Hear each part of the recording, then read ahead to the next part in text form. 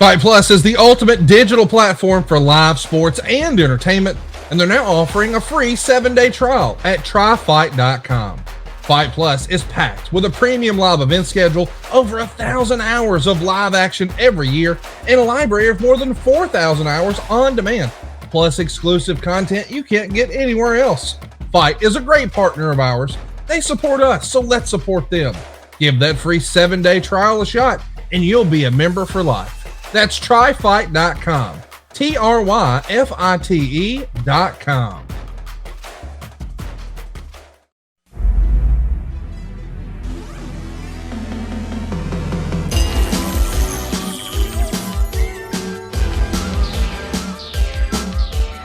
The recognized symbol of excellence in sports entertainment.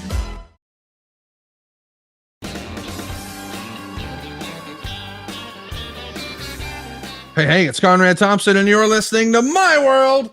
And of course, we couldn't do it without the Hall of Famer, the greatest professional wrestler to ever walk God's green earth, Double J, Jeff JArrett. Jeff, how are you, man? Oh, Conrad Thompson. How we doing, pal? I am well rested. Weekend, good workouts, good family time. Good little bit of leisure time, little downtime. I am coming off a hot win last Wednesday night. I feel fantastic.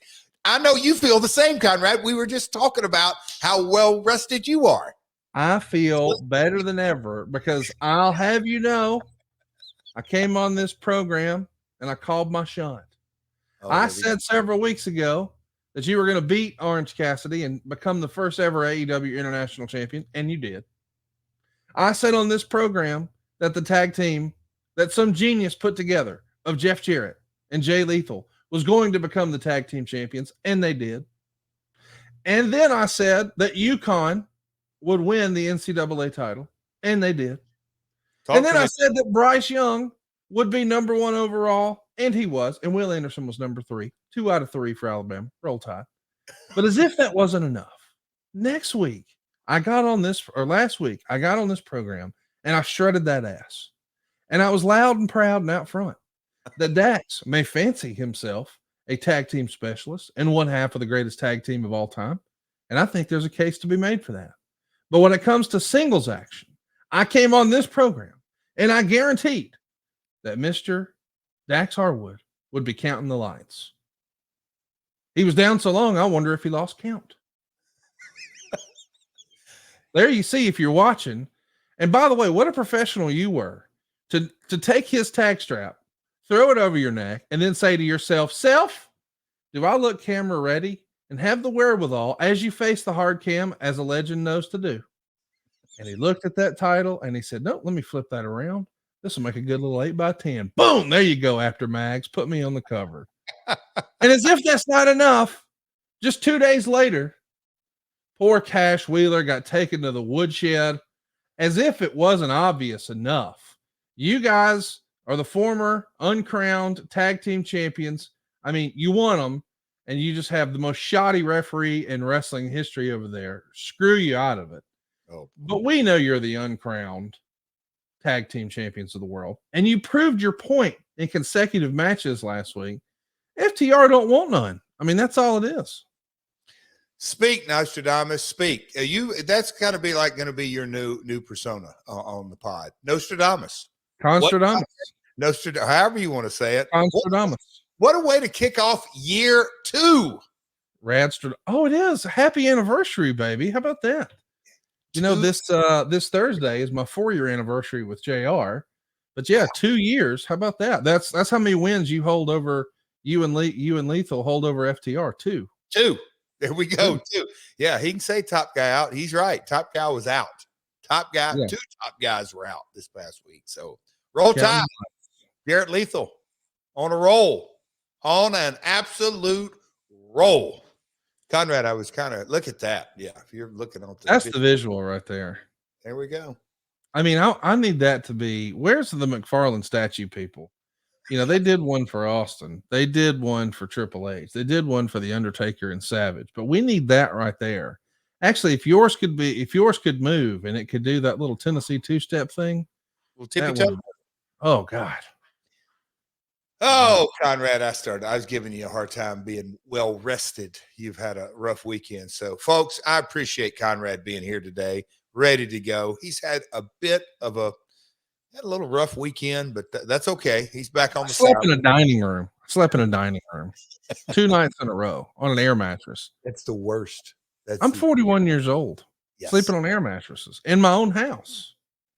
But hey, there are worse problems. Listen, we don't want to cause a problem for you if you're listening to this. If you're on the fence and you're across the pond, you need to take action. As I understand it, there's over 60,000 people who have signed up for the all-in pre-sale. Tickets go on sale this Friday. Wow. And listen, guys, there's a lot of hyperbole in wrestling. Oh, it's the greatest night in the history of our great sport. Thanks a lot, Shivani. This is going to be to AEW what WrestleMania 3 was to WWE. Make no mistake, the biggest show in AEW history happens Sunday, August 27th. Tickets are on sale this Friday.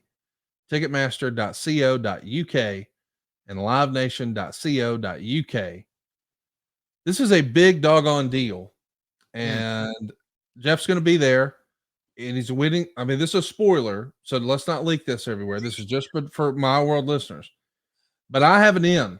I mean, Jeff, you laugh, but do I have friends in every organization? True or false? Unbelievable.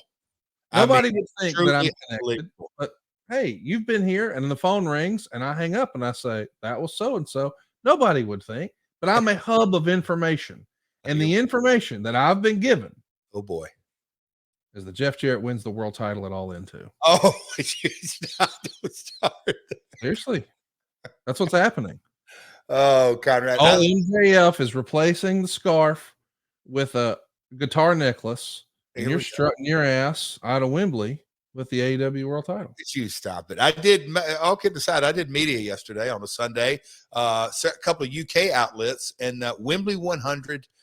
What an iconic, I can't even put it in perspective because it's never been done. It just hasn't. A company that, however you slice it and dice it, it's, coming up on the fifth year. But to do a stadium is one thing. To do Wembley Stadium, but Conrad, here's a little business conversation that I had. They said, like, now why? And I'm like, Tony Khan stepped out front. And no matter how you kind of view this is the simple business, and we're going to find out soon enough, but all the metrics so far, and look, it's expectations and the measure of success, but the fact that we're running it in the supply and demand kind of law, AEW has never, ever had a show in the UK from coast to coast, not only the United States, but in Canada. Canada this summer's lined up, but Wembley, the stadium, the first time ever, we know it's going to be a loaded card top to bottom. It is going to be history made. The reporter told me yesterday that he is getting the vibe. Now, I didn't say this. This sitting Jeff with his promoter cap on. The promoter told me yesterday is that he has been told by multiple people kind of in the wrestling circle over there that this is as big of an event as the United Kingdom will ever had. It is their WrestleMania because they know WrestleMania probably go there. But for the United Kingdom, so it's going to be history made. If you want to be a part of wrestling history, you're going to be at the event. And that is really, really cool to hear. There's some folks actually from over in Waverly, Tennessee. What's that, an hour from here, Conrad? They're making the trip over. They were going to go to the United Kingdom this summer anyway. They've got some friends and they do kind of a pub crawl and all this kind of stuff, and they've lined it up. So I think it's going to be interesting to see how many people from the United States travel to Wembley. But man, England, Scotland, Wales, Ireland, show up, folks. It's going to be history. Northern Ireland, I'm not leaving you out. Germany, Spain, Italy, Luxembourg, Belgium. Don't want to leave anybody out. It's going to be historic. I'm pumped. I am so pumped to just be a part of it. I'm pumped too. It's going to be a blast. Snag those tickets if you haven't already. And we should also mention, man, you're hitting the road a lot more places than just the UK. As I understand it, House Rules is alive and well. You want to tell us a little bit about it? House Rules. You know, we've only had one under our belt up in Troy, Ohio, but we are headed to Corbin, Kentucky, Salem, Virginia, Huntsville, Alabama, Tupelo, Mississippi, and more to come. We have a crazy kind of summer coming up, but that's the House Rules events. A lot of chatter online about a lot of different things, a lot of different moving parts, but we do have, Forbidden Door. We have a enormous Calgary Stampede event on a Saturday. I think that's July 15th. So we're hitting it coast to coast. We've got Dynamites coming up, Baltimore, Detroit. All right, enough of the shilling. But as you can tell, me and Conrad are both pretty pumped about this entire scenario. But Connie, you been watching any TV lately? Just regular TV? I know we got a cool topic, and we're going to be able to poke fun. There's a couple of business lessons. When I read the notes yesterday, watching some NBA basketball games, a couple of things occurred to me as I read the notes. But we'll get to that. Tennessee Lee, that's TENN, ESSEE, LEE. It's kind of mouthful. Listen, I do want to talk about TV, and we are going to be talking a lot about your 1998, just sort of the spring of 1998, where everything they're trying to do with this Double J character. But before we do, I wanted to circle back to something that you brought up, because you mentioned that we were both excited about House Rules, and I know that we can't share everything, but I think there's some pretty innovative ideas that have been tossed around. And I can't speak for everything that y'all are doing, but certainly here in Huntsville, let me just say this, because I've said it before here on the program, and I want to say it again. You should go out of your way to see a live event. If you've only ever been to television wrestling, and Lord bless you, I get it. It's fun to watch on TV. But if you've been to a televised football game and then a non-televised football game, the speed of the show is a lot different. There's a lot of hurry up and wait on a television show. You definitely feel as if they are doing that show for the audience at home. You're just part of the background. You're the live studio audience. They're basically holding up a sign that says applause for you. That's what it is. Like when a guy comes out and cuts a promo, he does it to the hard cam. When you go see a live wrestling show that's not televised, a non-televised live event, they are catering that show to you specifically. You're going to see a show that the rest of the world can't see. You're going to get something that's special and unique, and you are going to feel like that show is for you. The promos are not going to be facing the hard cam. They're going to look at you in the crowd and talk fun about your mama. That's what they're going to do. It's going to be great. You're going to love it. But there might be some other little surprises and wrinkles. I just really am behind this initiative. I want you guys, when you hear that AEW is doing a live show in your area, don't say, well, it's not a Rampage. Well, it's not a Dynamite. Dude, the live event's where it's at, especially if you want to take friends or family members. If you want to go with your buddies and drink beer, you'll have more fun at a live event. If you want to take your kids and get them all their swag and meet some of their favorite stars, and then be in a more relaxed atmosphere where they can actually spend time with you and not, we got 2 seconds before we're in a live break, go to a live event. Live events are where it's at. House Rules, I'm all for it. Tickets are available now in your market, AEWTIX.com. I do want to talk about television because I can't believe you have such terrible taste in television. And then we'll move on. And well, listen, you told me, because I asked, as I ask everybody in wrestling, hey, did you see last night's Succession? And I forgot that you're one of those weirdos who's never seen The Sopranos, but knows everything about Desperate Housewives. And you watched season 1 of Succession, and now you've tapped out. This season is one of the greatest seasons of television in a long, long time. Succession is just batting 1,000. And a lot of people who watch the show can draw similarities with the McMahon family business relationship, but it's really sort of loosely based on Rupert Murdoch. But your lovely wife, Karen, I understand, is a big Succession fan. Don't give any spoilers. Okay. What have you, why are you not gravitating this Succession the way Karen and everybody else in the world is? You know, Conrad, actually had this discussion in my house, and I'd love, the My World listeners. I mean, well, let me ask you, Conrad, because here's the binge watching of television has changed everything. And I almost feel, I don't know, Conrad, I'm not a binge watcher. So when I watch 1 or 2 episodes, I mean, 2 at the very most. Ted Lasso is the show that I'm watching right now, and I will watch.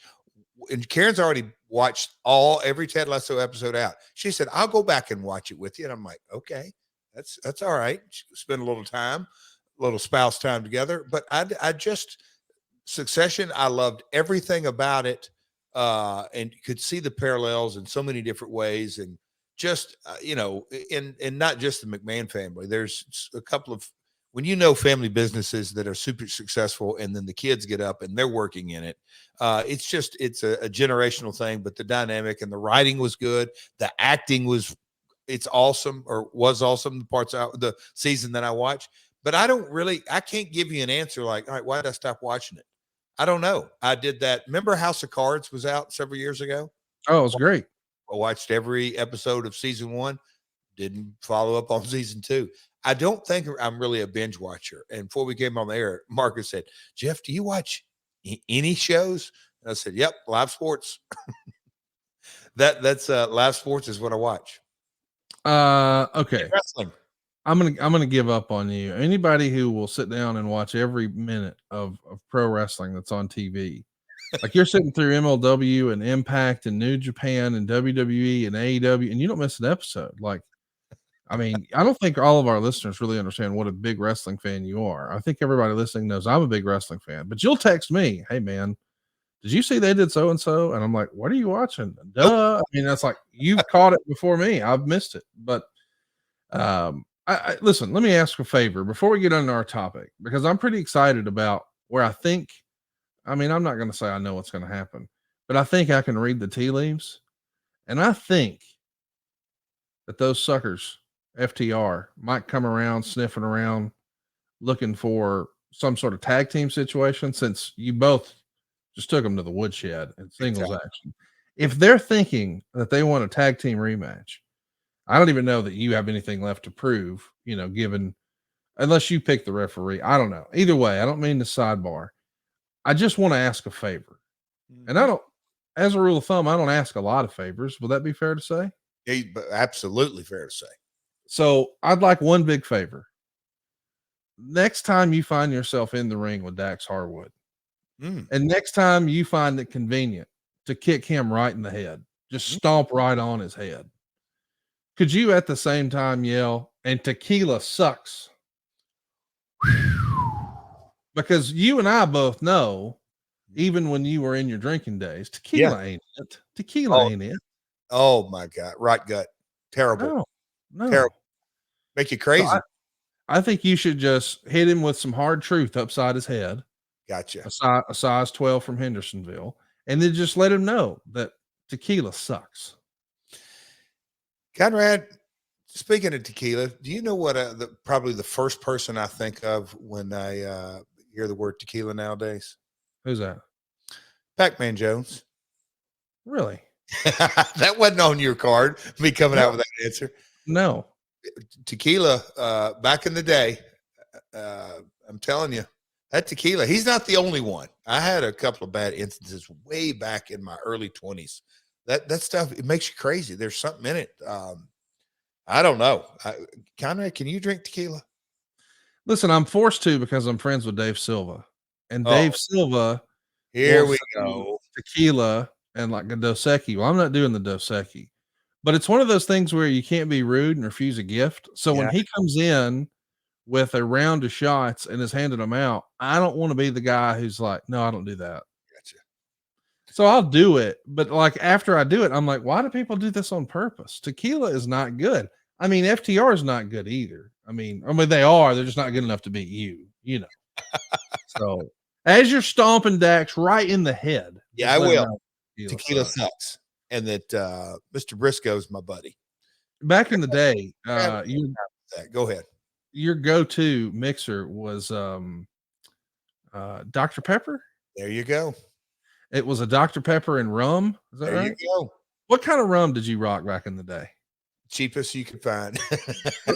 Boy, that is the most Jeff Jarrett answer I've ever seen. I'm not going to say that Jeff Jarrett is frugal because he has a moat around his house. He lives on his own private island where helicopters routinely land back there. But Jeff is very particular about what he'll spend money on. If he wants to do a $700 lunch for sushi, no problem. No problem. But, brother, do you got any free shirts I could wear? Because if you got free shirts, I'll wear them. Okay. But I might spend $700 on this lunch, but just give me well rum, please. Yeah. I love the way your brain works. The Bacardi was kind of the by default. But God, what was that cheap rum? Oh my gosh. I can't. Hey, that's a good thing because it's been over 5 years now, 5.5 years. I can't even, I don't, when you first got in the biz, you told us that, everybody was drinking beer, and then you referred to it on this program as something I'd never heard before and loved it. Bread in a can.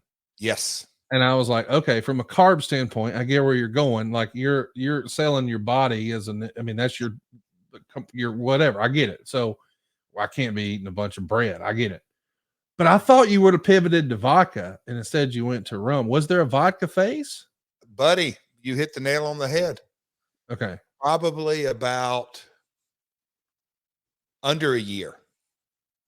And that crayon was either too sweet or, Brother Don West was he was a connoisseur of that mixer, and he knew how to just right, and he liked a lot of ice and just a splash, and he had an art form in ordering that. And I'd say, yeah, I'll just have what he just said. Yes. Yeah, one of those. But that was under a year, and then I pivoted to my Dr. Pepper. So were you like because I've had this conversation with Cody before. I think he calls it a white trash. He does vodka and Mountain Dew. Now, not when he looks like he does now. I don't think he's had alcohol in months, but yes. Back when were you just like an evil genius, a mad scientist in there with Dr. Pepper and rum? Because I've never even heard of that until you. And I know it's a double J now, but nope. It was I'm a Dr. Pepper guy. And so you just thought instead of putting it with Coke, I'll try it with Dr. Pepper. Yes. Yeah. Just that kind of, I was, for years, if there was pop around the house or soft drink, or I don't know what section of the United States or the world you're listening to, it's a Coca-Cola or a Coke or pop or soft drink or soda. Yeah. Whatever it may be. Dr. Pepper has always been my go-to. And so when I shifted, I said, I ain't doing that vodka anymore. And, that makes sense because Forrest Gump was a Dr. Pepper guy, and you're kind of the Forrest Gump wrestler. Get out of here. Was Forrest? Pepper? Yeah, man. When he met the president, he had like 38 Dr. Peppers. maybe, and eventually we all learned to cut that out. And speaking of cutting out, we need to cut out all the gimmicks from our shaving routine. My goodness, how much do Jeff and I love Henson Shaving. We love bragging about this company, first of all, because it's a family business, just like my business and Jeff's. But in addition to that, this is an aerospace parts manufacturer. These dudes have made parts for the International Space Station and the Mars rover. And now they're bringing that precision engineering to razors. You see, they're using aerospace grade CNC machines to make metal razors that extend just 0.0013 inches. That's less than the thickness of a human hair. It's going to mean a secure and stable blade that gives you a vibration-free shave. It gets better. The razor also has built-in channels to evacuate hair and cream, which makes clogging virtually impossible. What I respect most about Henson, though, is these cats wanted to make the best razor, not the best razor business. What this means is there's no plastic on this razor. There's no subscription gimmicks. There's not even proprietary blades. There's no planned obsolescence. This is the last razor you'll ever need. And it works with the standard old school dual edge razor blade like your handsome ass grandfather used, like Jeff and all of his wrestling friends are familiar with, except this is the thinnest one you've ever seen. 0.0013 inches, so it gives you the benefits of old school, tried and true, but also too, you enjoy the benefits of new school tech. Seriously, you've never seen a razor blade quite like this, And once you own a Henson razor, man, you can plan on adjusting that budget quite a bit. You see, it's $3 to $5 to replace the blades. Not $3 to $5 a week, not $3 to $5 a month, not $3 to $5 a quarter, $3 to $5 a year. Henson shaving is not only better than what you've been doing, it's also cheaper. And that's not always the case, y'all. Usually when something's better, it costs more money. Henson has made something better and it's cheaper. It's time to say no to subscriptions. It's time to say yes to a razor that will last you a lifetime. Visit hensonshaving.com/myworld and pick the razor for you. Use the promo code MYWORLD and you'll get 2 years worth of blades for free with your razor. Just be sure to add them to your cart.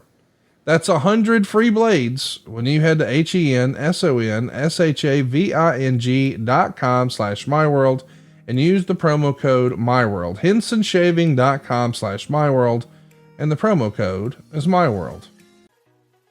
Jeff, let's get to it, man. We got a lot to talk about today.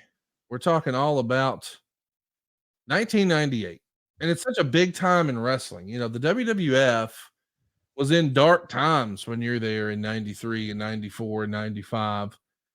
It starts to get a little better in 96. And then the bottom falls out because Nitro starts kicking their ass with the NWO. They're losing market share. Process what I'm saying. It sounds unfathomable now, and it certainly did then, that the WWE would be losing market share in the wrestling space. They have dominated this space at that point for well over a decade. And now they're losing some of that share to Ted Turner's WCW. A lot of it because of the NWO. You find yourself leaving, going to work for Nitro and Eric Bischoff. Now you're back. We've talked about that in the archives.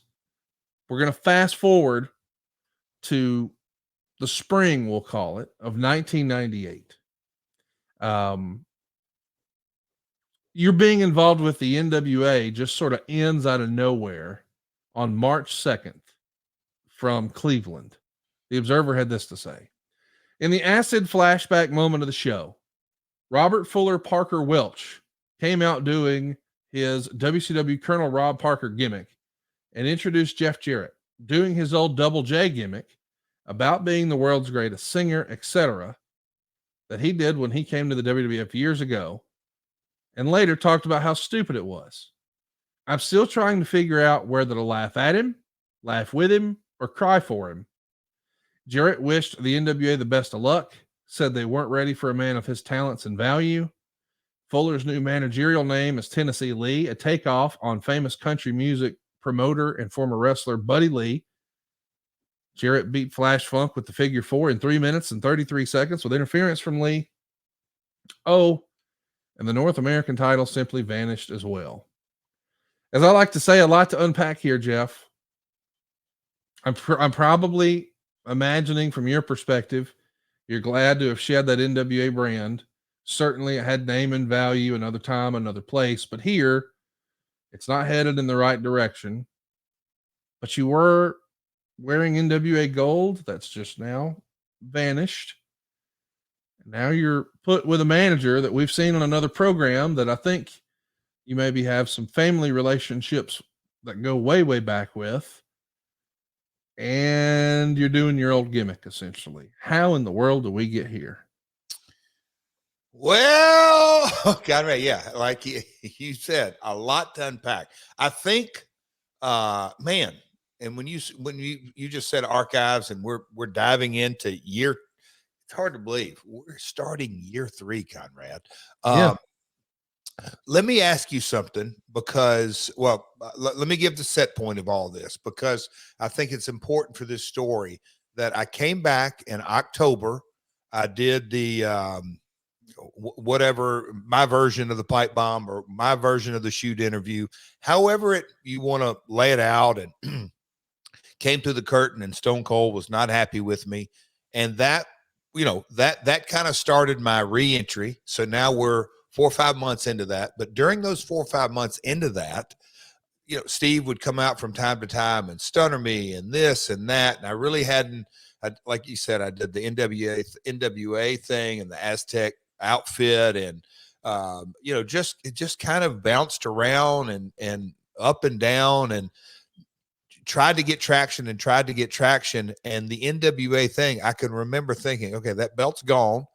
But when you do it, you may help me here on this, because the title of this episode is Tennessee Lee, and what a dynamic. And I'll get into our family history, kind of bounce in and out through this.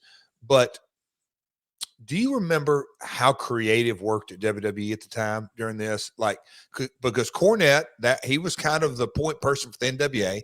I know Bruce was in there, and of course Russo, and Ed Ferrara and all that. But hang tight. Ed Ferrara's not here yet. Okay. As a matter of fact, Vince Russo isn't even official. He's still technically working for the magazine. So let me just give some context here.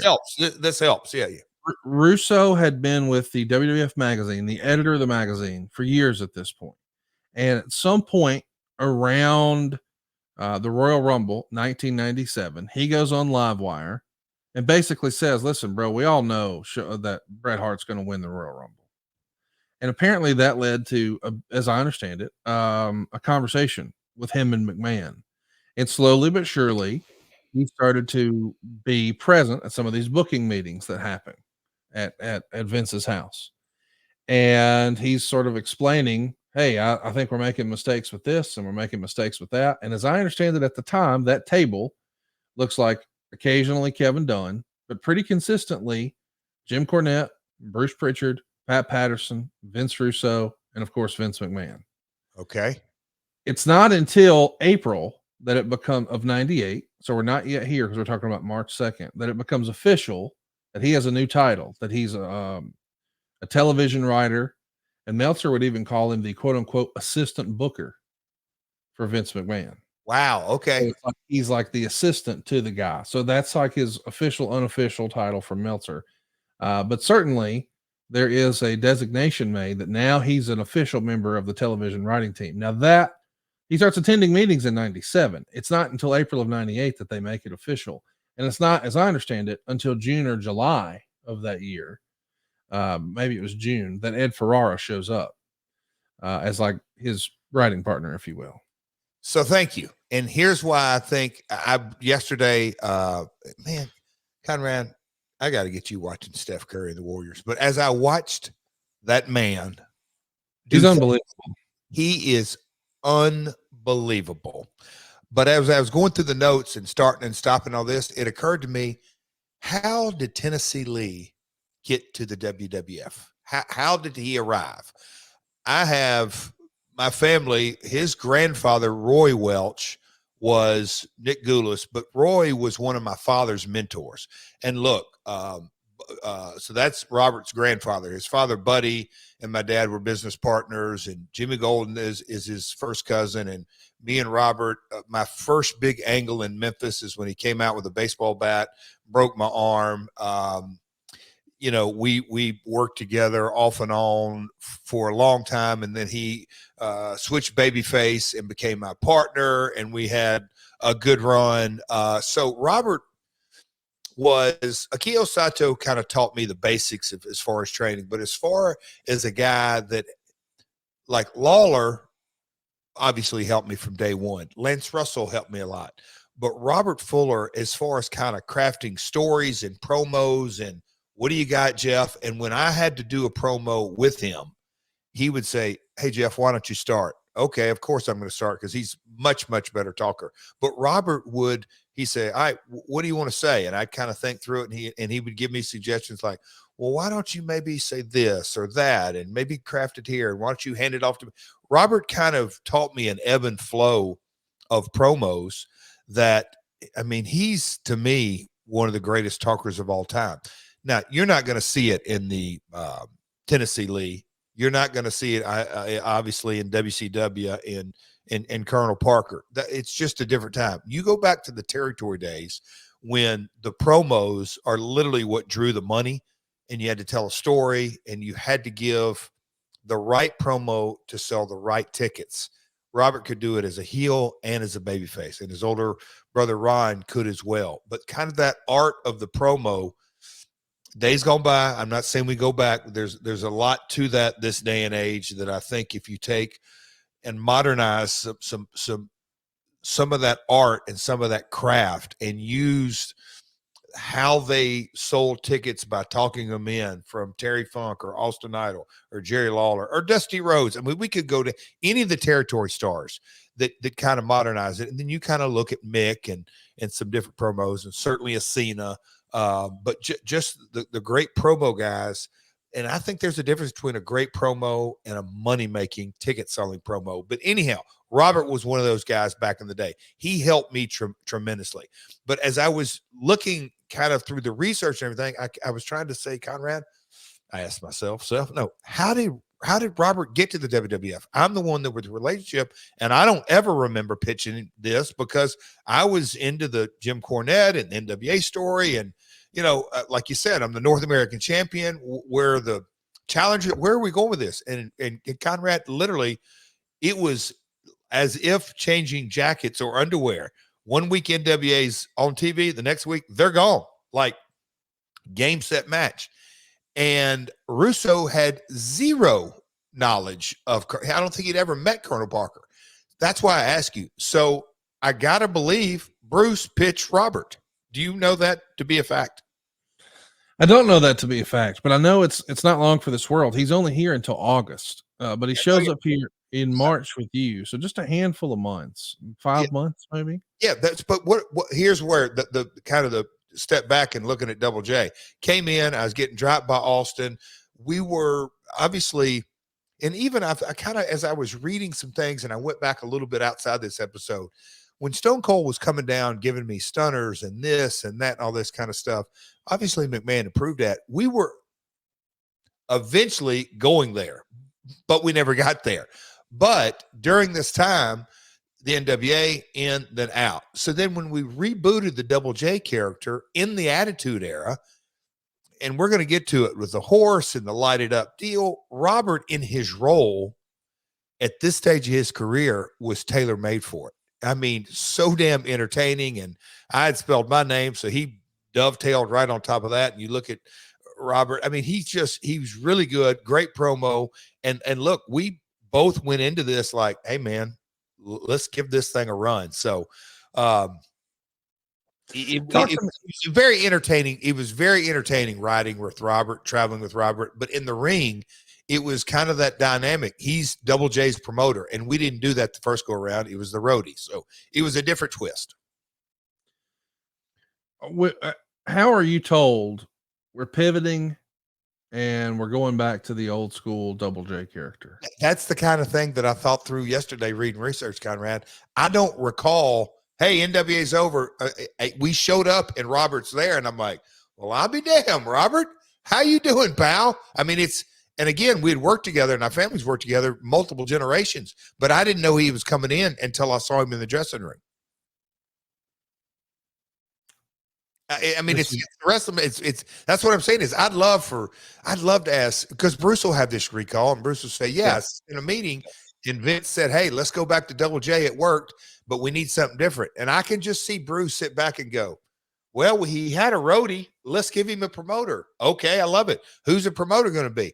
What about Colonel Parker? Okay. That's Elvis. Just that whole kind of, I can see Bruce's fingerprints all over this, but I don't want to put words in his mouth or thoughts and ideas and all that.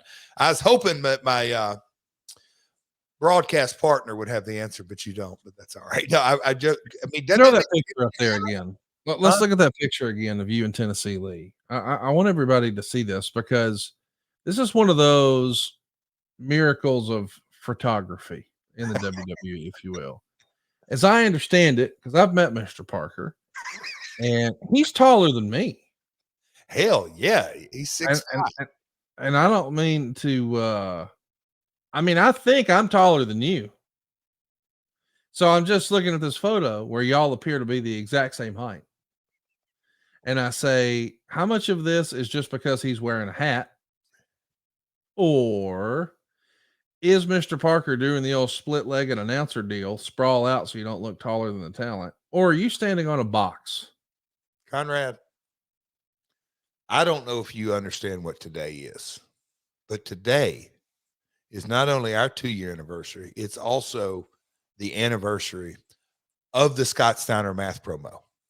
It is.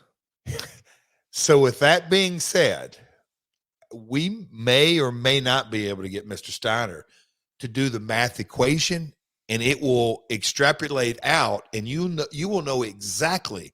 Throw that picture up there, damn it, Marcus, because you will understand the mathematical equation, how we are exactly the same height. And guess what? You see my 2 peace sign up there? Yeah. I'm given the math equation right there. That's squared. Does that make sense to you now? Total sense. Okay. We cleared that up. I appreciate it. But Conrad, to answer your question, hell yeah, it's a damn box. You're standing on a box. Gotta be, right? I mean, because that dude's like, that's the thing. Like, I know nobody talks about this, but for years and years, the wrestling industry wanted tiny managers. You know, we wanted guys who looked like downtown Bruno to manage Psycho Sid. Yeah. We wanted little bitty referees too, to make the guys look taller. But then there's a couple of exceptions that do phenomenally well. Like Colonel Robert Parker, man, he towered over almost everybody he managed, but he did a good job. And referee Nick Patrick, he was as big as a lot of the talent. I mean, look at the Luchador era. He's bigger than all those guys, but he did a phenomenal job as a referee. Where did you land in your, because you had seen it work both ways. Did you have a hard and fast rule or best practice or rule of thumb for the heights of managers or the sizes of referees or what have you? You know, Conrad, it's funny. So this is another Sunday afternoon thought from The Last Outlaw. As I watched, in case you didn't know it, I'm a huge Steph Curry fan.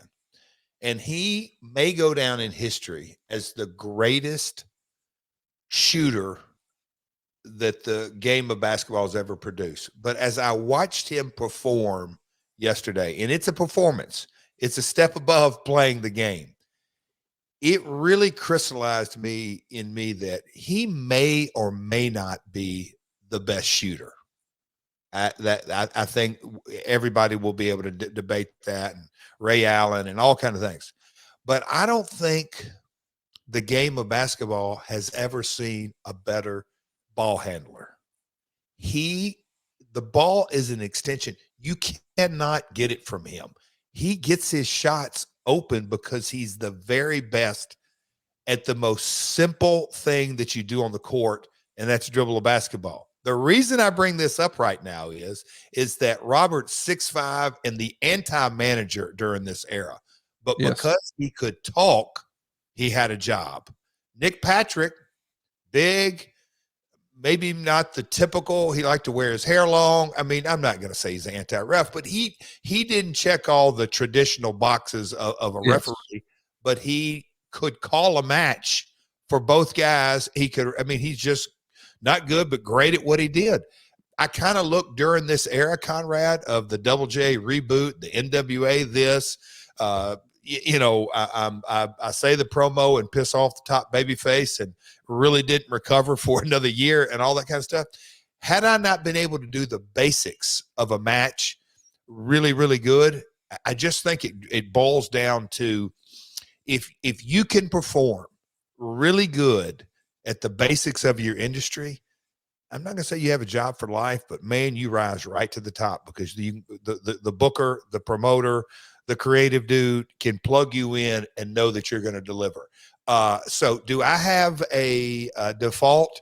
I've never been one. It's a case-by-case basis. But if you can get the job done, whether you're a 6'5" manager or a bigger ref that maybe a taller ref or whatever it may be, if you can do the basics, that was to me the litmus test.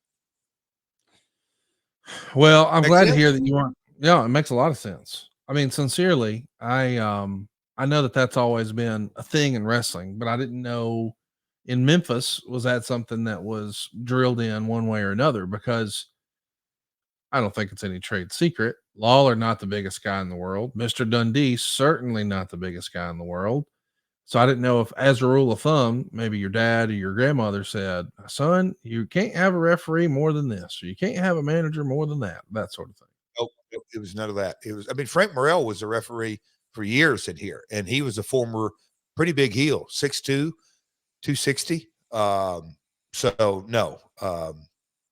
Any No fun rules of facts thumb. about Frank you can share with us? On or off recording? On air for the world to hear. No. Hey, he knew the business inside and out. Fun stories. He worked with Rick over in the Carolinas. He had some hilarious Carolina territory stories. He worked over there and in Tennessee.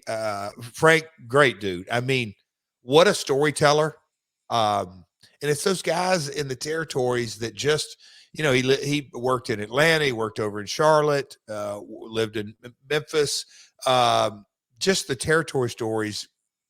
And I mean, just they go on and on and on and on. But great guy to travel with. I mean, talking about passing the time, fantastic guy. So listen, we've all got different opinions, and you're always quick to say on this show, and I've quoted you many times when I'm talking to my other quote unquote wrestling friends, because I think it's genius when you say creative is subjective. I really believe that. You've got that beat into me now. I'm for it. From my subjective opinion, Yep. I thought the Double J character sucked a dick. Okay. Hated it. Channel changer for me. From day one? From day one, I hated it. And when I heard your theme song and I saw you clopping out there with your neon shit, I said, nope. Just flipped it over to Nitro. Now, as an adult who has had a chance to really appreciate and understand more about wrestling through my little journey through podcasting, I've learned a lot of stuff about, well, here's why we do that. And I can say, okay, let me go back and watch it. And so as I've watched stuff in the last, we'll call it 10 years, I can appreciate more a guy like Bobby Eaton or a guy like Tully Blanchard or a guy like Arn Anderson, guys who most every hardcore fan knows is one of the best, blah, blah, blah. But it's the little stuff. I never even gave any of your stuff a chance because I didn't like the gimmick and I just changed the channel. And I'm curious from your perspective, what did you think of the gimmick? Because you're the king of creative is subjective. So, as Conrad would say, back in the archives, we cover this in depth. Yes. But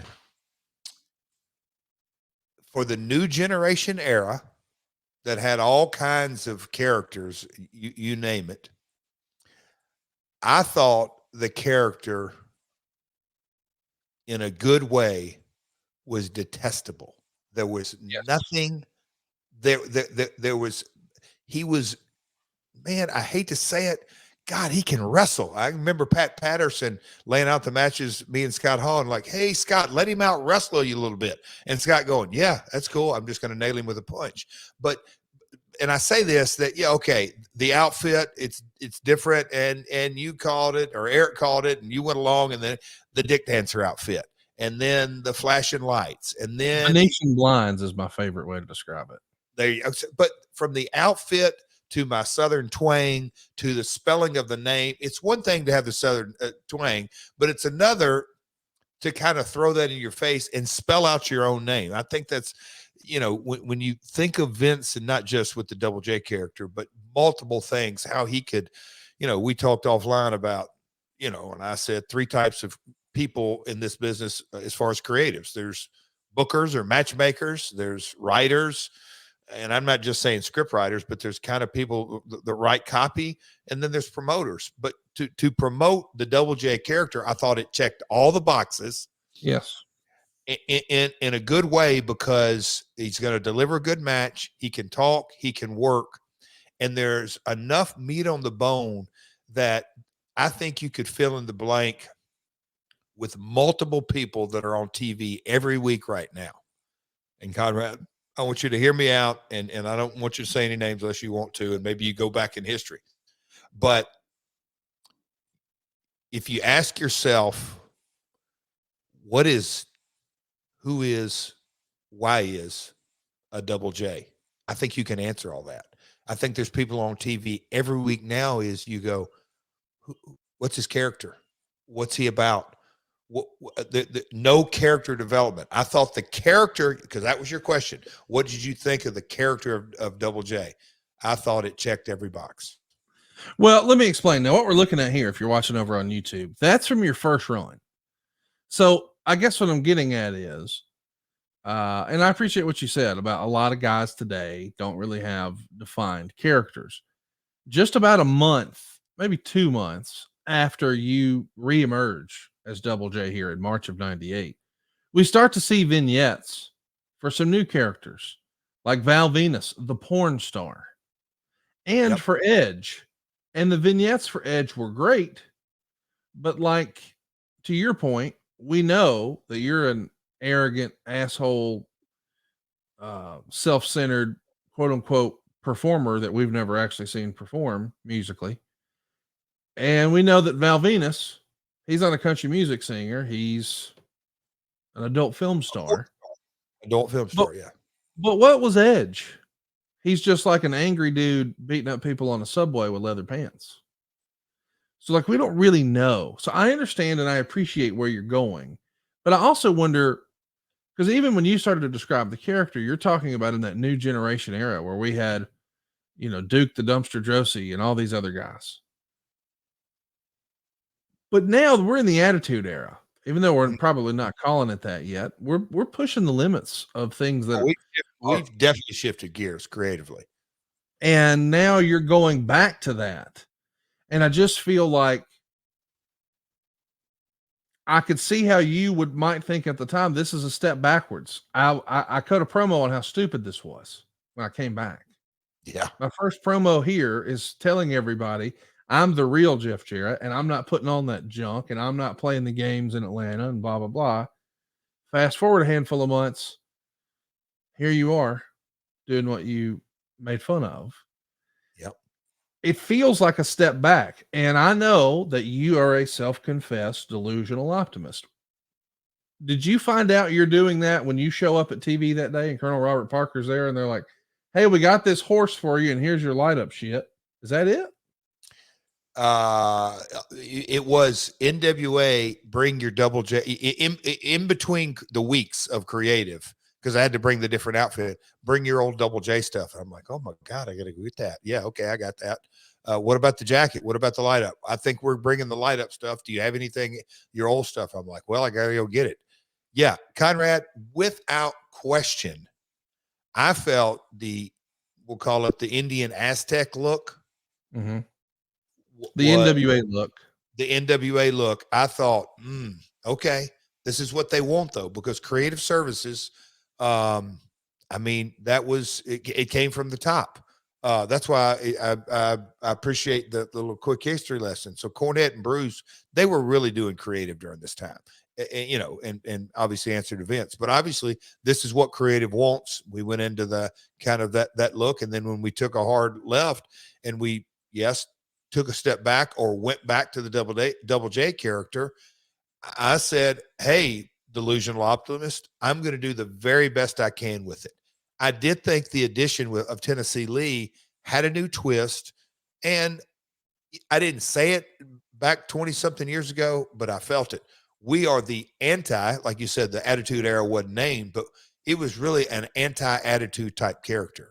There was over the top, glitz, glamour, Stone Cold and even, Brett, there wasn't the flamboyancy. Just that wasn't what it was about. And, Sean and others that as the characters got debuted, but we were the anti-attitude era type heels.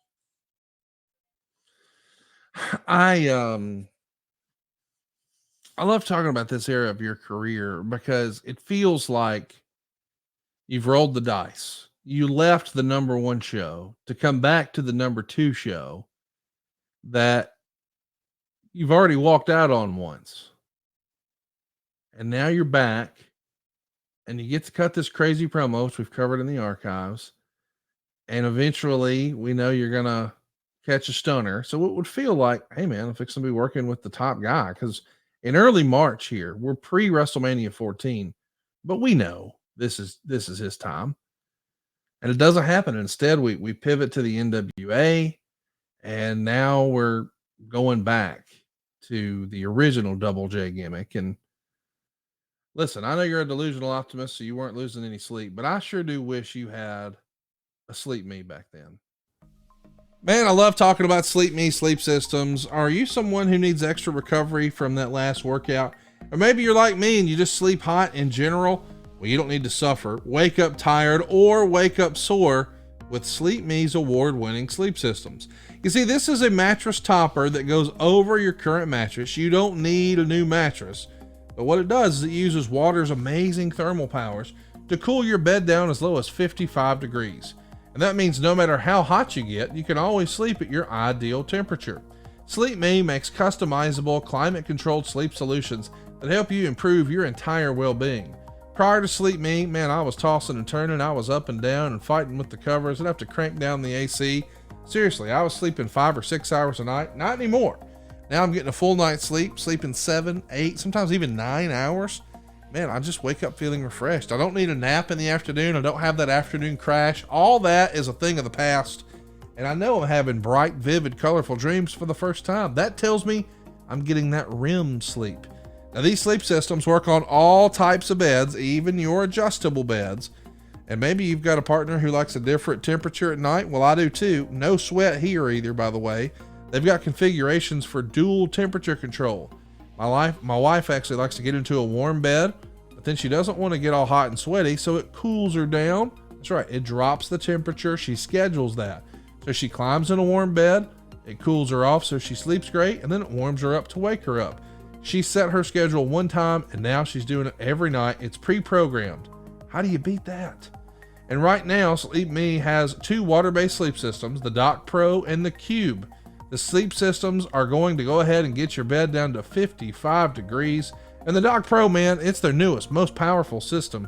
It has a perfect sleep climate. No matter what you're doing, maybe it's your body's heat load or the room temperature, your bed is going to be the perfect temperature. If you need better athletic recovery or you're suffering from hot, uncomfortable sleep, you just got to check out sleep.me/myworld. That's sleep.me/myworld.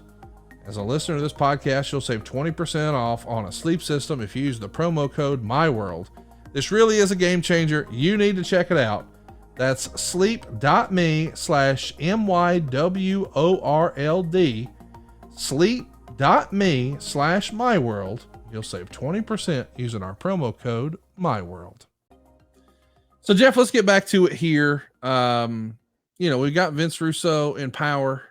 He's rising up the ranks. Of course, Jim Cornette's still hanging around doing a little bit of creative, but he's going to peace out here soon enough. Bruce Pritchard, Pat Patterson still along for the ride. And you're just like 6 months removed at this point from leaving WCW. That happened in October.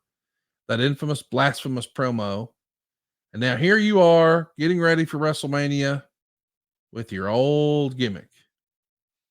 This is clearly not what you had in mind when you jumped ship, no? The WrestleMania conversation of, okay, and I know we don't have all these quick fun facts. I'm sure you can rattle, but the business is red hot. Oh, hotter than ever. Setting ratings records all the time. But both companies, both brands. Yes. I'm trying to think when that was. I think it was right before I left WCW. I heard out of the promoter's mouth, "Oh no, we don't send talent to on sales anymore." Oh no, why? Sells out immediately anyway. There's nothing. Oh, okay. Get to WWF, kind of the same thing. That used to be a staple that you would certainly the Big Four and certain Raws. You do media days in market when tickets go on sale. Nope, weren't needed. They just tickets are coming so and so arena. They sell out or close to it in the first day. So companies didn't spend the money. So, rolled in the delusional optimism. But coming up with Mania, I knew I didn't have a story. So it wasn't like, hey, I'm not on the card. But then, Jesus, that's why it wasn't Vince. I just kind of think it was either McMahon, maybe Bruce, maybe Cornette, maybe Russo. hey, we're going to have you do something on Mania. The WWF character, we're going to have you do something. We're going to have you do something. And Boston thing, probably the first thing that comes to my mind is when Earl had his medical issue. When we got up to Mania that weekend. But yeah. Mania, what was this? 14? No. Yeah, we're marching to 14 here. I want to give everybody heads up. We know that Jeff is having really bad internet problems. We apologize for that. He's been trying to get business internet for weeks. He tells us this will be the last week that it sounds like this. But so one more episode through the 10 can, and then we'll be real boys. The Torch would say Jeff Jarrett with Tennessee Lee beat Brandy with the figure 4 leg lock. Cornette remarked that Lee had at least got Jarrett to change ring attire and talked about the stupid outfit that Jarrett had been wearing. He's recently been trying to get Jarrett to get rid of the outfit when he was managing him recently. So this is all from a Shotgun Saturday night. It's taped on March 3rd. So the next day after you return as Double J. And it's going to air on the 14th. And this is Tom Brandy, the former South Sincere, and you're on Shotgun. Fast forward, you're going to wrestle Brandy again on Raw in Phoenix. It goes 1 minute and 52 seconds. Tennessee Lee, according to the Torch, introduced Elvis Presley, then paused and chuckled and said the man he was really introducing was a bigger star than Elvis, the greatest entertainer of our time, Double J, Jeff Jarrett, and you come down on a white horse. And we joked about this just last week here on the program, that you had at this point wrestled 182,000 wrestling matches. So there's probably not much that is going to throw you off your game in the ring. However, now you're going to have electricity running all over your body. And in the dark, you're going to take a horse down a metal ramp to a ring, a wild animal, in a sold out crowd. And it's not exactly like you are a regular rider. Like you don't have a big stable at the castle that you live on there on the lake. What are you thinking when you see this horse, Jeff? Conrad, riding horses out in the field. That's one thing. Yeah, it's just totally one thing.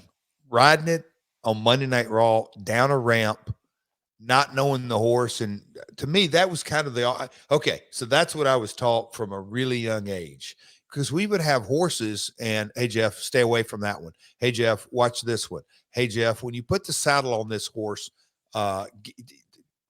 take your time, be relaxed, be calm. If you're nervous, he knows to be nervous. All this kind of stuff that I was taught being around horses. I don't profess to be this crazy horseman, but I'd been around them enough.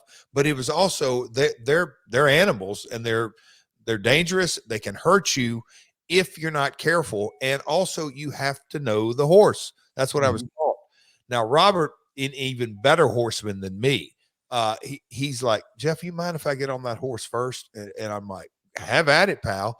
Robert, I mean, out back and on the concrete, he'd take that thing and spin it around and this and that. And he'd talk to the owners of the horse or the trainer.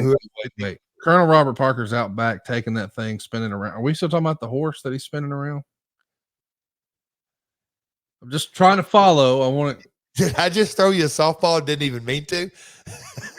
I mean, I was going to say he probably was a better horseman than you because they spoke the same language. They might be the same breed. They may have been from the same stud stable. I mean, that was the name of the deal. Goodness gracious. Oh boy, oh boy, oh boy, oh boy. But anyway, yeah, Robert, a hell of a horseman. He could ride. And really zero fear. I respected horses. A skittish horse, no thanks. They can buck you off quick. And I'm at, so yes, I did have the match and everything, but no. So the thing that always, I had never been around a horse that, oh no, the lights aren't going to bother. You talk about all this loud pyro, not going to bother. Oh no, he's been around this and that. Are you sure? And yeah, but anyway, Conrad, I had my reservations about not knowing the horse. And if that thing just the least bit bucks up and then throws his big hooves over into the second row, what the hell am I going to do? Right. I mean, so I did kind of play the tape forward a couple of times, like, oh, what the hell? And but when you watch it back, their trainers were always close by, but still, it was a spectacle. And on top of it, getting up on that horse, oh my gosh, Conrad, it's unintended comedy, because not only because they put blinkers and they put the horse had light up contraptions, and then my jacket and hat. I mean, it was a real spectacle, but it was a real process to get that thing loaded up on the top of the stage, then get me up there loaded up on it, then get the lights turned on my hat and jacket, get the horse turned on, then wait on cue, then the music hits, and then here we go. Conrad, it was a full-on production just to get through the camera, but all for naught, I guess, huh? Well, after you pick up your second win over Mr. Brandy, the next Raw in Tucson, you're going to be working with Steve Blackman for the first time. And you get the win, and the finish comes when Tennessee Lee helps trip Blackman. The second referee comes in to explain what happens. But before he could influence some sort of reversal of the decision, your manager, Mr. Lee, shoves you into the referee. And then Blackman is going to beat up on Lee, and then you guys bail out of here. This is your first time, as far as I know, in the ring with Steve Blackman. What'd you think of working with him? Blackman, you talk about an intense dude. I mean, legit in super good shape, super flexible. I didn't call him an MMA guy back there, but he knew all the several different martial arts. I mean, he didn't have a relax button. He was really amped up, dialed in all the time. But we worked together a lot during this era. And, as I look back on it, we had our match down. Tennessee Lee was involved in heat spots and opening high spot. And then as a part of the finish, we had our match down and worked together a lot. We worked the kinks out. And we came around to having our good 8 to 10 minute live event match. Was it great? No, but it got the job done. But personally, I always liked Steve. Oh, he's so easygoing.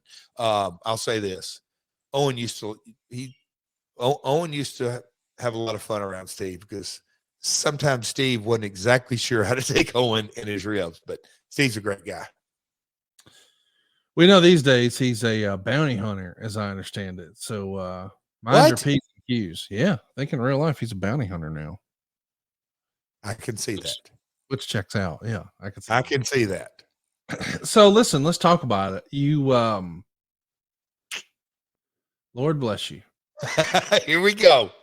Here we go, man. Like, whenever we talk about guys from the pre-guaranteed money era, and I know we're in the guaranteed money era now, but still, you're expecting to exceed that. It's not like it is in 2023. Most of the guys are making what their downside is, because it's just an inflated payroll compared to the way it used to be. It used to be smaller, and then you could exceed it. Now they start. It's just flip-flopped. And a lot of that is because it's not so much an arena business anymore as it is a television right. So you just change your payroll based on your cash flow and your different income streams. I get that. But in this era, we were still hearing pretty routinely that guys would get their biggest payoff from WrestleMania. And you're a guy who once famously had his WrestleMania match cut at the last minute. You're there in your gear with your shit, ready to go. Nope, not on the show. So-and-so ran long, you're off. That's got to be disheartening. And now you're back and left a really hot show thinking this is going to be big time stuff. And immediately realize, all right, well, that didn't go as according to plan. But now this NWA thing, okay, well, now that didn't go according to plan. But all right, I'm with Colonel Robert Parker on a horse doing my gimmick from before. And now WrestleMania is here. And I'm not even booked on the show as a wrestler. The Torch would say Tennessee Lee introduced Jeff Jarrett and Jennifer Flowers, who walked to the ring together. Jim Ross wondered if Double J and Flowers had spent the weekend together, quote unquote, socializing. Jarrett asked if he was great, and Jennifer said he is. That's it. You're at WrestleMania. But you're walking a lady to the ring. Do you want to explain why she's famous or why she was notable at the time? I was about to ask you, partner, because you do it so much more concisely. But I would be willing to bet that at least 50% of the My World audience is going, who? Jennifer Flowers. Did she work with Moolah? Did she work with is she an AWA wrestler? Who is Jennifer Flowers? She came forward in 1992 saying that she had a 12-year extramarital affair with the guy who was running to be president at the time, Mr. Bill Clinton. Fast forward, when a lot of stuff started to come out about Clinton and some of his circumstances in early 1998, people started to dig up and have an appetite for, hey, has something like this happened in the past? And ta-da, here's Jennifer Flowers, who's going to be promoting some things, if you will. And she's now a public and somewhat controversial figure at the time. So it makes sense that you have someone who was involved in a scandal on the show. I just want to remind everybody, this is the first time WrestleMania has happened where we're really leaning into attitude.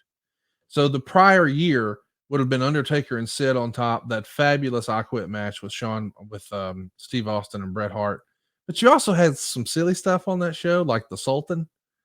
And now fast forward a year, and we've got Pete Rose here, who had a betting scandal. And now we've got Jennifer Flowers here. And so we're leaning into some of these scandalous topics and discussions and characters and what have you. But this is not what you had in mind for WrestleMania. When you came over, I'm sure you had delusions of grandeur and thought, well, maybe I'll get to work with this guy at WrestleMania, or I'll work with that guy at WrestleMania. And instead, you're doing this. Talk to me about it. I mean, there is, I won't get long-winded, but it was. No, get long-winded. That's what we're here for. Well, I mean, at the end of the day, at that time, did I say, I'm just glad I'm on the show? I probably said that with a mask on to McMahon or Bruce or Cornette or Russo, whoever made. Yeah, okay, I can. I'm not really in a story. The NWA thing, stutter start, that didn't work. That didn't, or I didn't say it didn't work. Okay, great. But I mean, there was nothing there. You come to Mania to wrestle on the show, and there was nothing there. On the flip side, you can pull that card out and kind of look at the different. I mean, it was really, really, it was the coming out. It was the coming out party of Stone Cold. And I don't want to say that's probably not right. It was his time. This was the definitive Stone Cold era is here. Is that probably a better way to put it? The Austin era started that night for sure. Yeah, yes, I think that's the best way. And everything about it, Tyson, just the role that everything was on, from that mindset. It was what it was. That okay, Jeff's on the show. It's like it's a filler spot. Maybe better than getting beat the first match, because there is a delusional optimistic Jeff would have said, well, I'm not doing a job on the show. Oh God, listen to you. I appreciate that you just find a way to find that silver lining. Let me ask you this. When you take a look at this and you see, okay, I'm not wrestling, but I'm on it, which means I'm going to get a payday. And I've heard a lot of times, like, I think you've even told us, even though before at the other WrestleMania, when your match got cut, you still got paid. Yeah. So I've heard from a lot of guys. This is always the office standpoint. Yeah, we cut their match, but they still got paid. I've heard Jim Ross and I've heard Bruce Pritchard say that. And there's a lot of guys in wrestling now who would say, well, there's more to it than just being paid. I actually got here because I wanted to work. That's a topic for another day. I'm curious from your perspective. I appreciate that you're able to say, hey, at least I wasn't doing a job. That's cool. Do you think the payday was what it would have been had you wrestled? Or did you feel like when you got that payoff, hey, they took care of me? So this was the first. No, it wasn't. WCW would have been the first. But this is the first time I had worked for McMahon that I had a guaranteed downside deal. And I knew from year one, because they worked in year increments, I knew from the stutter start, from the opening promo to just getting integrated into live events to the NWA, now to this, I probably wasn't going to get my downside guarantee. So I wasn't overly stressed that I missed the big payoff, whether I was wrestling or walking Jennifer Flowers to the ring.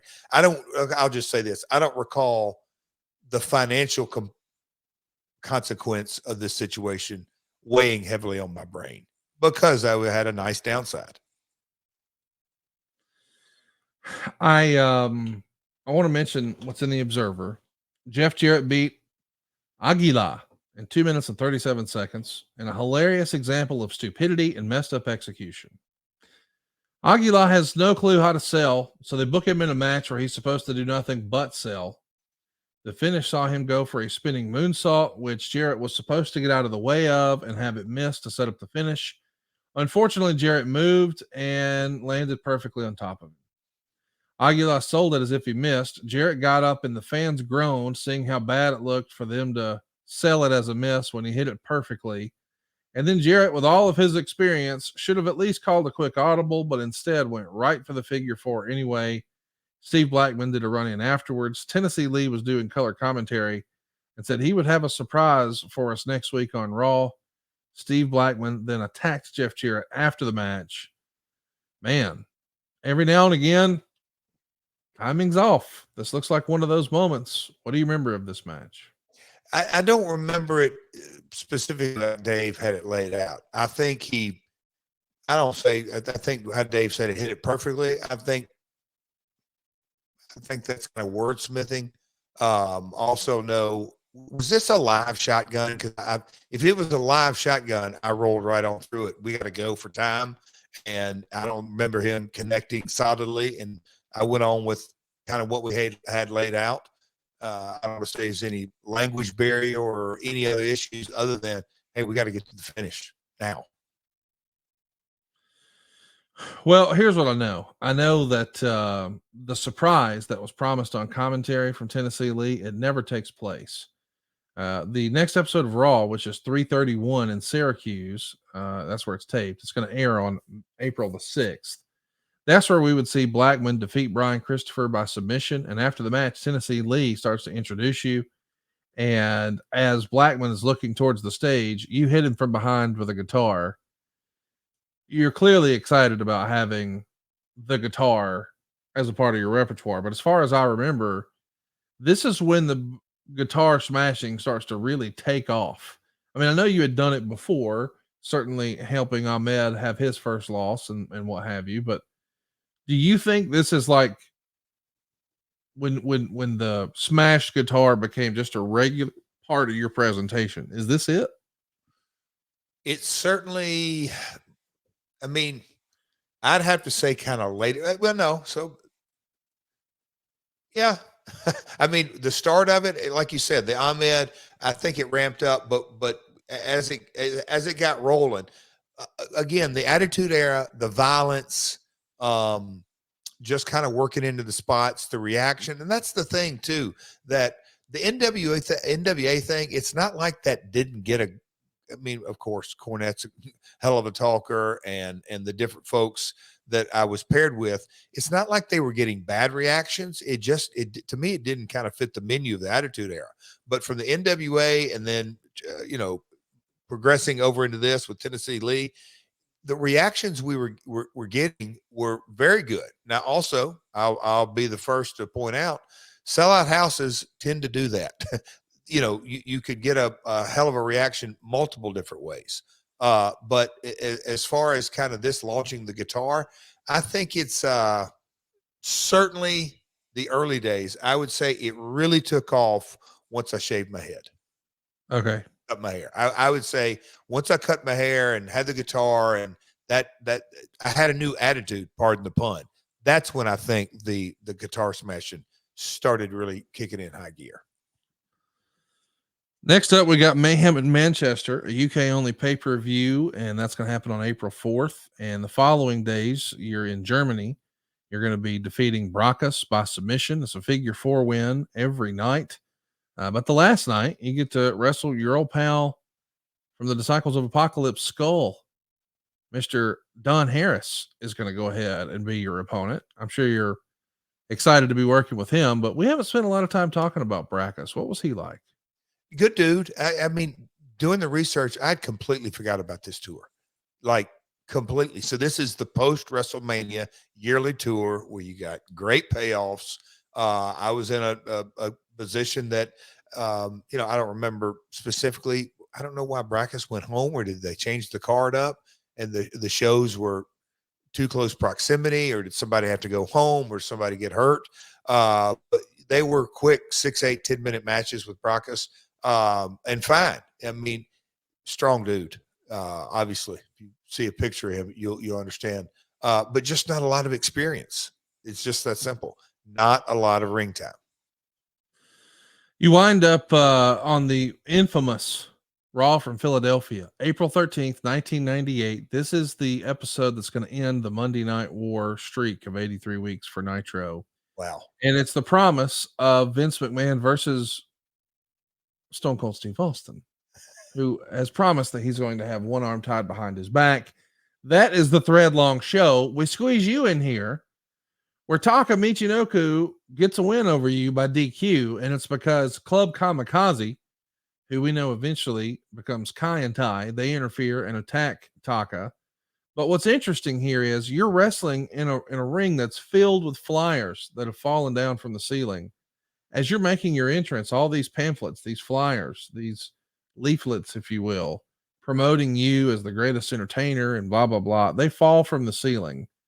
Any chance, I don't know, tell me about that presentation. Did it pose I mean, I can imagine it might add a little bit of, I know this sounds silly, but the bottom of a wrestling boot has got to be a little slippery. Canvas at least has some grip. With paper, you nervous you might bust your ass out there? Conrad, it was like wrestling on glass, wet glass, slipping and sliding all over the place. But those pamphlets, again, I do, look, Russo, Vinny Roo, it's one of them unintended consequences. Like, oh, wait a minute, what a visual it is to be dropping from the ceiling, and Tennessee Lee giving it all of its hype. And, we were plugging the pay-per-view coming up, and Double J is going to be singing and everything that went with it. But then you go try to have a match on little pieces of paper on top of the mat. It ain't easy. I mean, I remember it was difficult, not just for me, but even, it may sound silly, but I mean, you're trying to run and having little bitty, whatever, 4x8 pieces of paper, not even that, 4x6s. It was quite the spectacle. And the people knew, like, they can't run up there because this paper's slick. A spectacle. Maybe not in the best way, but it was. Hey, if you're looking for a spectacle at your house, get your ding dong real hard with our friends at BlueChew. This episode and all of our episodes are brought to you by BlueChew. Guys, let's talk about sex. Remember the days when you were always ready to go? Well, now you can increase your performance and get that extra confidence in bed at BlueChew.com. BlueChew is a unique online service that delivers you the same active ingredients as Viagra, Cialis, and Levitra, but in chewable forms and at a fraction of the cost. That means you can take them anytime, day or night, so you can plan ahead or be ready whenever an opportunity arises. And the process is so simple. You'll sign up at BlueChew.com, you'll consult with their licensed medical providers, and once you're approved, you'll receive your prescription within days. And here's the best part, it's all done online. That means no visits to the doctor's office, no awkward conversation, and no waiting in line at the pharmacy. BlueChew's tablets are made in the USA. They're prepared and shipped directly to your door, all in a discreet package. But there won't be anything discreet about your package. BlueChew wants to help you have better sex. Discover your options at BlueChew.com. Chew it and do it. We got a special deal for our listeners. Try BlueChew for free when you use our promo code MyWorld at checkout. Just pay $5 shipping. That's BlueChew.com. The promo code is MyWorld, and you'll receive your first month free. Visit BlueChew.com for more details and important safety information. And we thank BlueChew for sponsoring today's podcast. So let's get back to it. On April 20th, and this is directly from the Torch, a feature airs on Jeff Jarrett. Footage airs of his music video from June 95. And he says he loves country music and he thinks he can sing, but some people don't. And Mark Miller, who is Sawyer Brown's front man, said they'll be backing up Double J and seeing if he can rock. And footage airs of his practice session with Sawyer Brown last Thursday. This is Wade's words here. I was too distracted by Jeff's lime green shirt to notice much else. Jim Ross did plug upcoming Sawyer Brown concert dates. How does that deal come together? Sawyer Brown is part of your act here. Later, Mark would be at the beginning of TNA, but me and Mark, ironically, is the lead singer of Sawyer Brown in the 90s. Okay, way back when, just a quick Sawyer Brown, they won the country version of American Idol show called Star Search. But they exploded onto the scene, and they were a country, had a little pop to them, but super, super successful country music act in the early 90s or all through the 90s. They're still out on the road to this day. But they went to high school with Ron and Don. So I met Mark in the late 80s, and we were buddies. He's the one who actually introduced me to Toby. But we just remained friends and buddies, and they're out successful. And then, okay,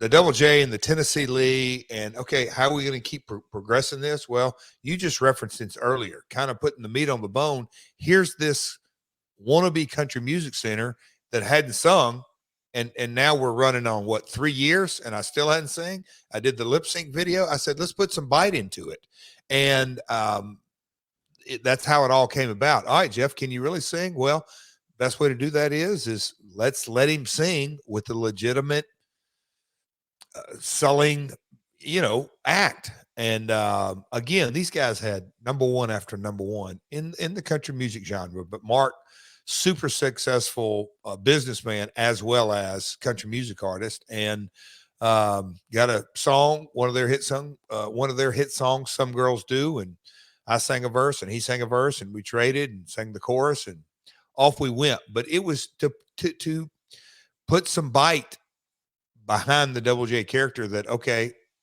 this is different than the lip syncing dude we saw 3 years earlier. We got to at least point out here that you're having fun with some of this stuff. You're going to wrestle Owen Hart in Fayetteville at a house show on April 25th, and you get the victory. I know how much you thought of Owen. I know this was fun for y'all, especially on a house show like this. But I'm curious, were you and him, I know you're both, or I don't know him, but I know you're always positive.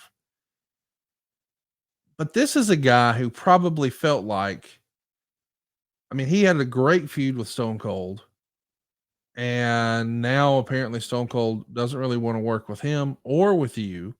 Mm-hmm. And fresh off of the Montreal Screwjob in December of 97, at the end of that In Your House with Ken Shamrock and Shawn Michaels, here comes Owen Hart, and they're calling him the Black Heart, and he signed a new deal and got a big raise. And it felt natural that, hey, after what happened with Brett last month, we'll take off with me. But instead of him getting the shot in January, it's The Undertaker in a casket match. And then fast forward a couple of months, and Shawn drops it to Austin, and Shawn's out of here. So now Owen doesn't have Shawn to work with because Shawn's going to be gone. And Austin doesn't probably want to work with him, and apparently he doesn't want to work with you. Are both of you guys feeling marginalized here? Is that something you even discuss? We would discuss it, but not in anger and resentment. It's like, well, this is kind of the role it's at. And look, both being second generation or been in the business, our family business and all that, we understood the dynamics, and that during this time, and this is where to really take a step back, but we had not just the inklings, we kind of understood it. There was really the Austin program, the Taker program, and everything else was just kind of revolving exchange of matches and character development and matches and character development. There was no real long-term story, not much.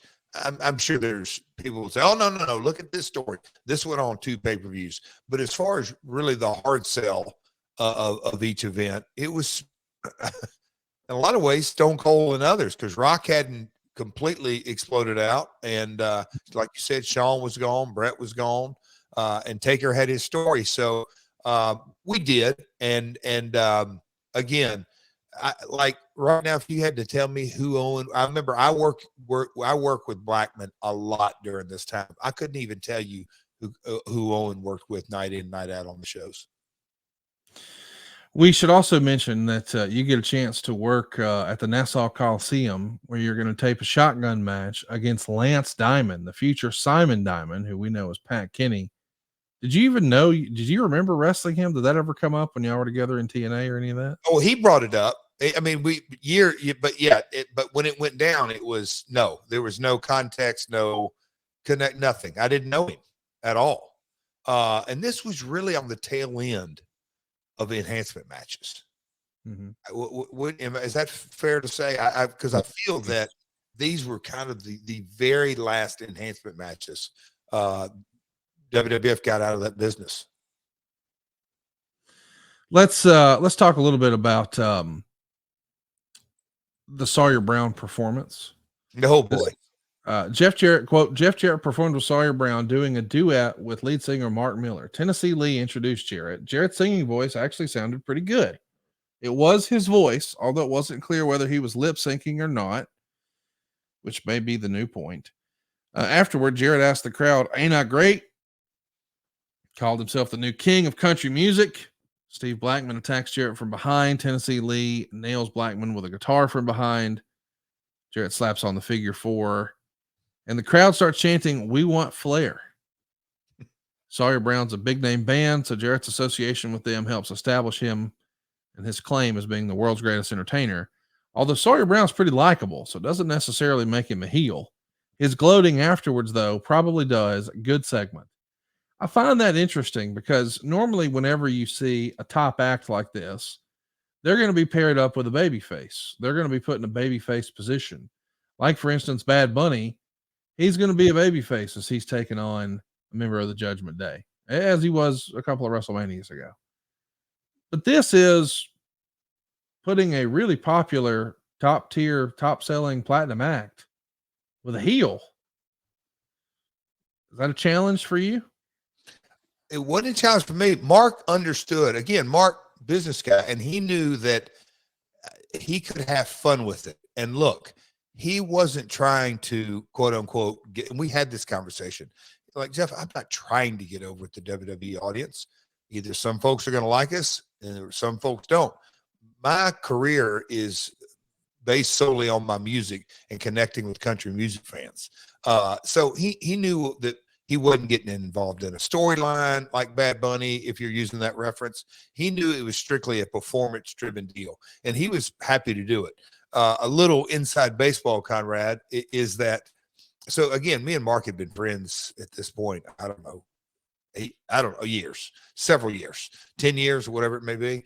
He's like, "Well, we're really going to find out now. We got to get you in the studio." And so that UK tour that we just talked about, I think it was either in the middle of that or right before I left.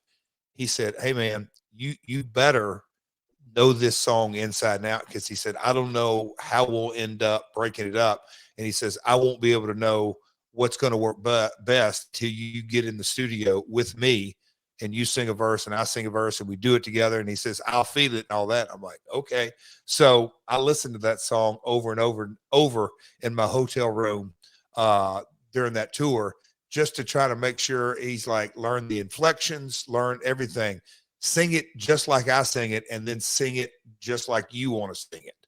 And they give me two different, they gave me an old cassette, but they gave me an instrumental, and then I had the real version. But kind of doing that, and then there was a big sigh of relief because I went into the studio, and I'm trying to think why we ended up in Vegas, because that was when I saw Mark, because I went in the studio by myself and sang it a couple of different ways. But when I reconnected with Mark, and I don't know why we were in Vegas or what we were doing, we were out, him and his buddies were out at the pool just hanging out, and I had flown in and gone to the gym or something. But when I went out to talk with him and chat with him, I'm like, "Well, what do you think?" He said, "Oh, we're fine." He said, "We'll figure it out later." And I'm like, "What are you talking about?" He said, "I wasn't real sure if you could sing or not. I'll be honest with you, Jeff." But he said, you hit the key and all that kind of stuff. So it was a little bit of a sigh of relief. I'm like, okay, he approves. And so then that's how he laid out the singing of the performance. The Observer would say a few weeks later, Jeff Jarrett was actually lip syncing on the pay-per-view. They went in the studio and taped him actually singing and put it on the tape, which they played at the show. Was that a highlight for you or a low light? Oh, it's a personal highlight. Cause I mean, the performance, Mark's was I think Mark lip sync, I think our harmony, but it's like music acts do that all the time. I didn't really realize until that. I'm like, y'all do it. He said, it's tracks. He said it happens all the time because you don't know about audio and this and that. But he said, that's really my voice and that's really your voice and all that, but the ins and outs. But from they not only were they my buddies, but they were #1 selling acts. It was a personal highlight. It's maybe a bucket list, if you will. Me and Kurt Hennig used to laugh about that kind of stuff. You know, Kurt's been on stage with Willie Nelson and others. Kurt just liked to get up on stage and sing and live vicariously. I mean, Lawler, he may be one of the biggest. He loved to get on stage and sing, and great wrestler, but I think he'd rather sing than wrestle a lot. So no, it was a bucket list item for me.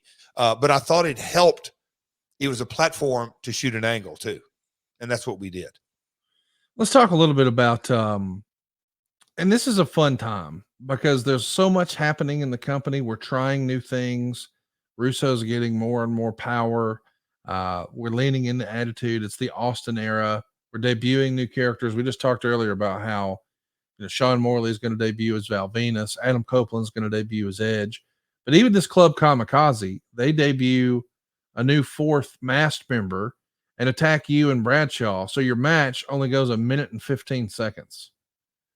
And the next day we do a taping in Richmond, Virginia, and you get a tag match where it's going to be Blackman and Farouk losing to Owen and Rocky, but you're going to come down and cost Blackman the match.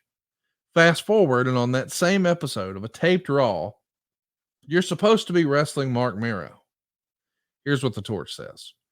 At the 428 tapings in Richmond, Jarrett and Mero actually wrestled a match, but Blackman missed his cue to run in twice. So Jarrett walked out on the match and was counted out. Jarrett returned to the ring once Blackman was told his cue again. Then they began wrestling, and Blackman finally interfered, although not before missing his cue again. McMahon decided to cut out the whole mess rather than repair it. Blackman was inactive for several years in wrestling after a stint in Calgary, but the general feeling is he isn't where he should be yet in terms of match psychology. So Blackman misses not 1, not 2, but 3 cues here, and they wind up just cutting the whole doggone thing from the show. What do you remember about this?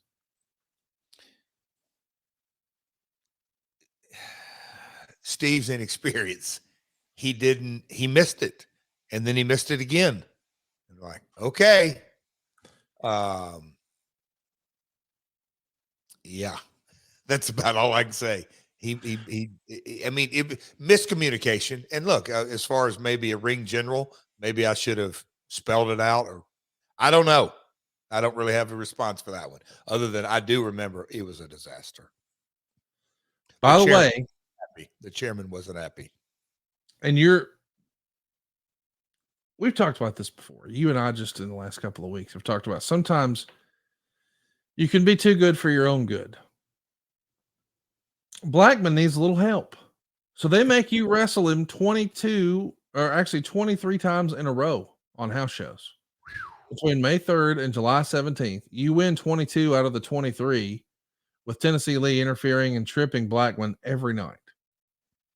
Except June 3rd in Hammond, Blackman actually gets a win. So I guess, you're 22-1 against him. Maybe we'll see that on the graphic on Wednesday night when you walk to the ring before you finish off FTR Bald and there FTR. We go. Now we're talking. Jeff Jarrett with Tennessee Lee is going to beat Farouk on the Monday Night Raw episode from Baltimore on May 11th. It goes 2 minutes and 10 seconds. About a minute and a half in, Blackman comes down and nails you with a leaping front thrust kick that looked awesome.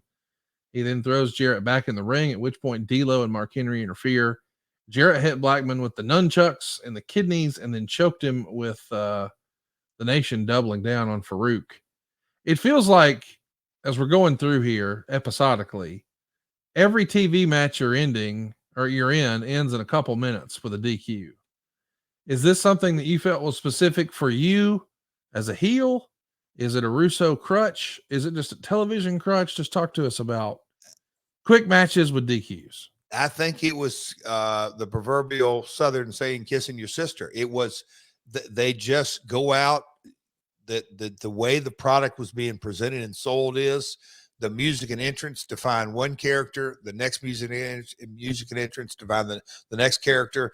They throw some action out there. They don't have resolution in their minds. And, it has to start with the chairman. We don't need a finish. Let's just keep moving the show, because they looked at it more as a character development process, and the money matches or the money storylines were, open the show at the crossover and to close. That was kind of the MO. That was kind of the layout. That was the presentation, if that makes sense. But I'll call it from the upper mid card to the lower mid card. That was it. Go out and do DQs. Talk to me a little bit about, because you mentioned earlier, and I know you said it kind of half-ass being serious, half-ass funny, but we talked about WrestleMania. You said, hey, at least they weren't asking me to do a job. I understand that was sort of said half tongue in cheek. We've heard other people say, hey, wins and losses don't really matter.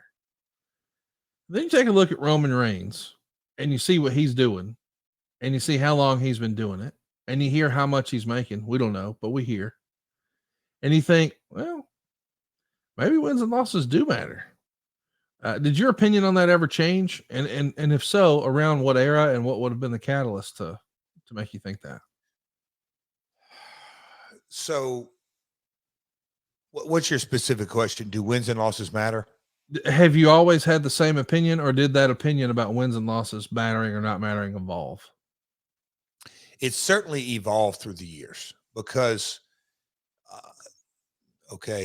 try to give the synopsis of all this. Territory days, you did a finish on Monday night, whatever dictated to tell a story to get us back to TV, and you did that finish around the horn. So episodic nature, TV, live event. The cadence is TV, live event, TV, live event, TV, live event. So then you kind of get into the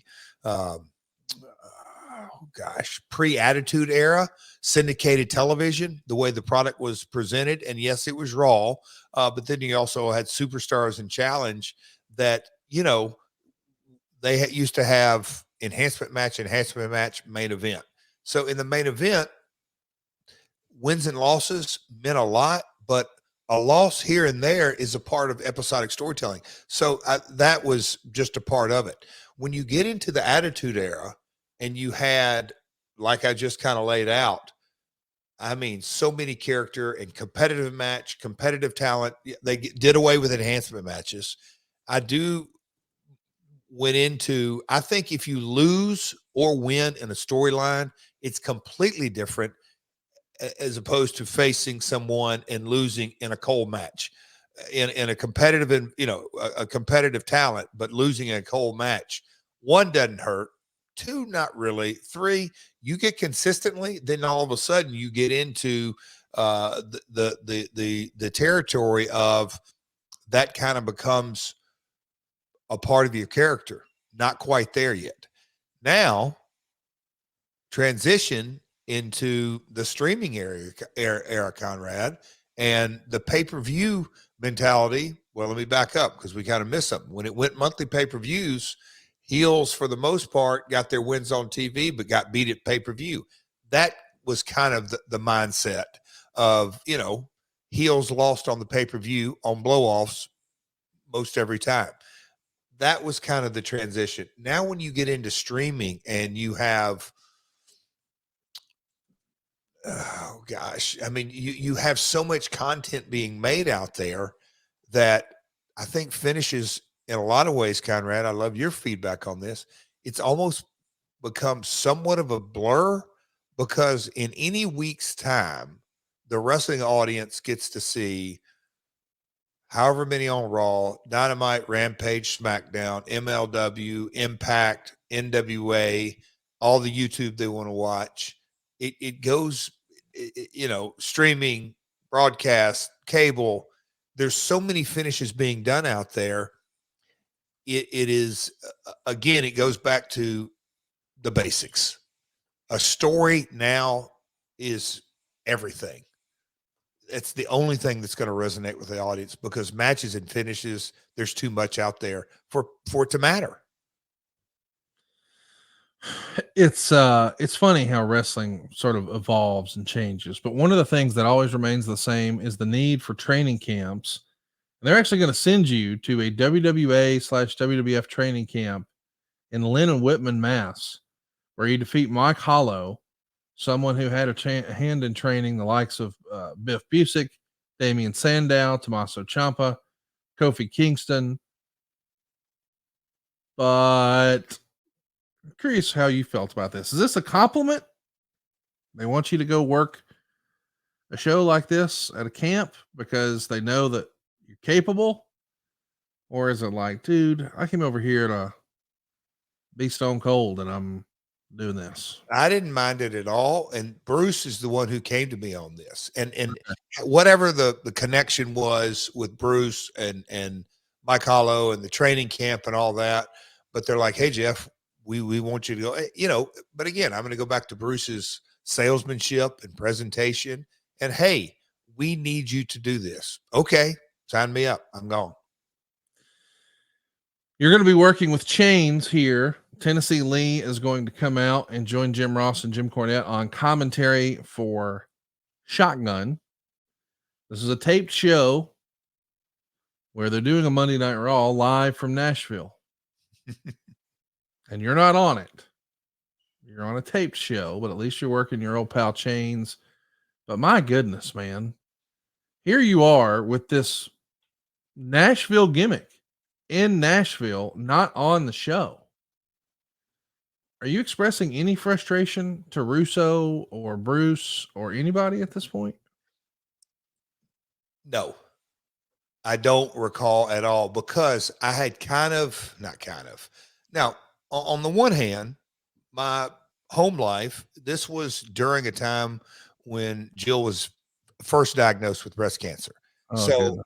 I had a lot of that was going on, and I just kind of gotten back onto live events. I wasn't on live events, in the fall or early in this year, just kind of got back in the groove, the Blackman deal. But as far as like coming to Nashville and being involved in stuff, I think it's easy to look back now and say, hell, you weren't even on it. But I also knew all the politics going on, Conrad. There was no question. And also, over the last couple of years, I definitely know how to take a much harder look and honest look at myself in the mirror. But I knew that the Attitude Era and all the things that were resonating, not just Steve, not just Stone Cold, Nation of Domination, DX, Undertaker had a little bit of a different slant. I mean, we could go on and on and on. I knew that I had to kind of find that niche, and it was about this time, because we're probably in May, Conrad, I'm thinking May, June, that, hey man, we need to figure something out. Maybe the haircut, maybe the character needed a makeover. I knew I'm not exactly sure when that kind of landed, but I know during this time frame, I started to feel, and look, the reality is, when I show up to Nashville and I'm not on, okay, that is a pretty good indicator where I'm figured out. Oh, let's go look at ratings. Oh, they set another record this week. Okay, Jeff, you weren't raised up in this business to sit back and be passive. Things got to change if you're going to move up the ladder. The go home for Over the Edge is from Milwaukee. You're working with Vader. It ends in another DQ because Kane attacks him. And then at Over the Edge, you're finally wrestling Steve Blackman. You go 10 minutes and 16 seconds. JR, even on commentary, is saying things like, Blackman still makes rookie type mistakes. And then they show Al Snow wearing a sombrero and the head at ringside, having joined the Spanish broadcast team. Both the head and Al are wearing headsets. And when Lawler mocks Snow's sombrero, Ross brings up they're wearing a hat and a crown, which is kind of fun. The match gets a star in 3/4. There's some mistimed spots, but otherwise okay, according to the Torch. Thankfully, you get the win. But are you just like, let's just get this over with? I'm ready to, no disrespect to Mr. Blackman, but you're ready to move on at this point, no? Without question. And look, again, and shout out to Derek for the research, because I had time to really process my thought process.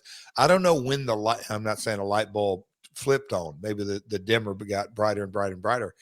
It was, we weren't getting any traction. And I'm not saying with the fans, I'm saying we weren't getting any traction with Vince McMahon.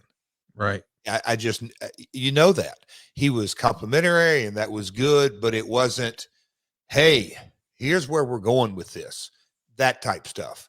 I knew it just wasn't resonating with him. And that's candidly all that matters. And yes, he listens to the audience, or the promoter listens to the audience, but at the end of the day, it's got to resonate with the guy, writing the show, the power. Well, it's hard to believe, but you make this jump over to this company in October, and we just talked about the Over the Edge pay-per-view. That's May. So let's do some country mouth here. Here we go. November, December, January, February, March, April, May. It takes 7 months for you to get a 10-minute match on pay-per-view. That promo on opening night, it paid some dividends. Maybe not the kind I wanted, but my gosh. Wow. When you draw it out like that, that's the reality. And yes, there were much shorter matches during this time, but it was a stutter start for 8 months, 7, 8. And well, we're going to get into month 9 and 10. Here we go. The next night after this Over the Edge win, you finally beat Steve Blackman.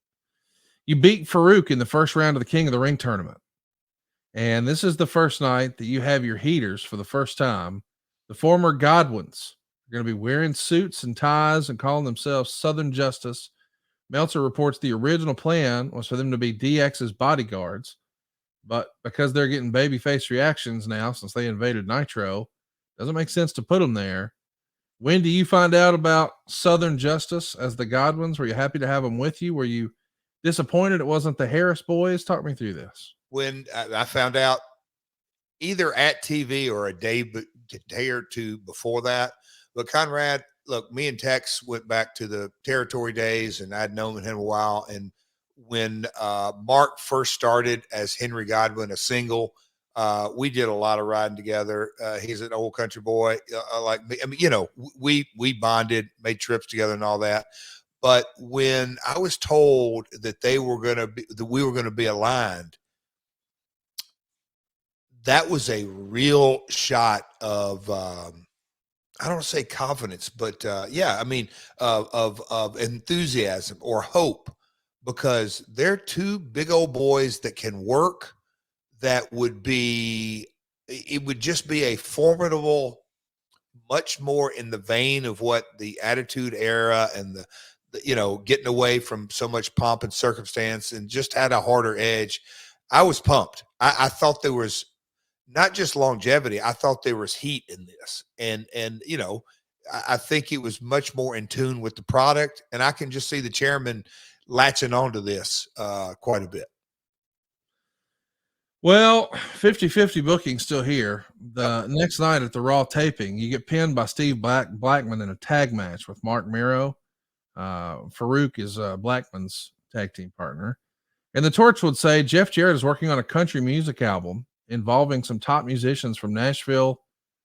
Country Music Television may back the project. What in the world? I don't know where Dave got the Country Music Television back in the project, but by this time, so let's just say Double J launched in, what was that, October of 94, and now we're early 98. So there was enough water under the bridge, and then obviously me on stage. I'll just say this. Now that I had kind of a sizzle reel, if you will, but okay, this is the vision. This can work through my different contacts. And there were a couple Atlantic Records. There was a guy that worked there. There was, I think I met with someone at Curb, and look, there was a real interest. Now, let me back up. Country music was red hot. Yes. The hat acts. I mean, Garth at the very top of that list, but we're talking mid 90s. And there was, this is when country music really started getting over into the pop, and they were the #1 genre, and there were more country music stations across the country, and they were, not the downloads, the sales, the business was hot, touring and everything. Also, obviously, wrestling was red hot. So the country music executives were, how can we break into that audience and keep growing and growing? Well, Double J was going to be a hell of a conduit because I could kind of be in both worlds.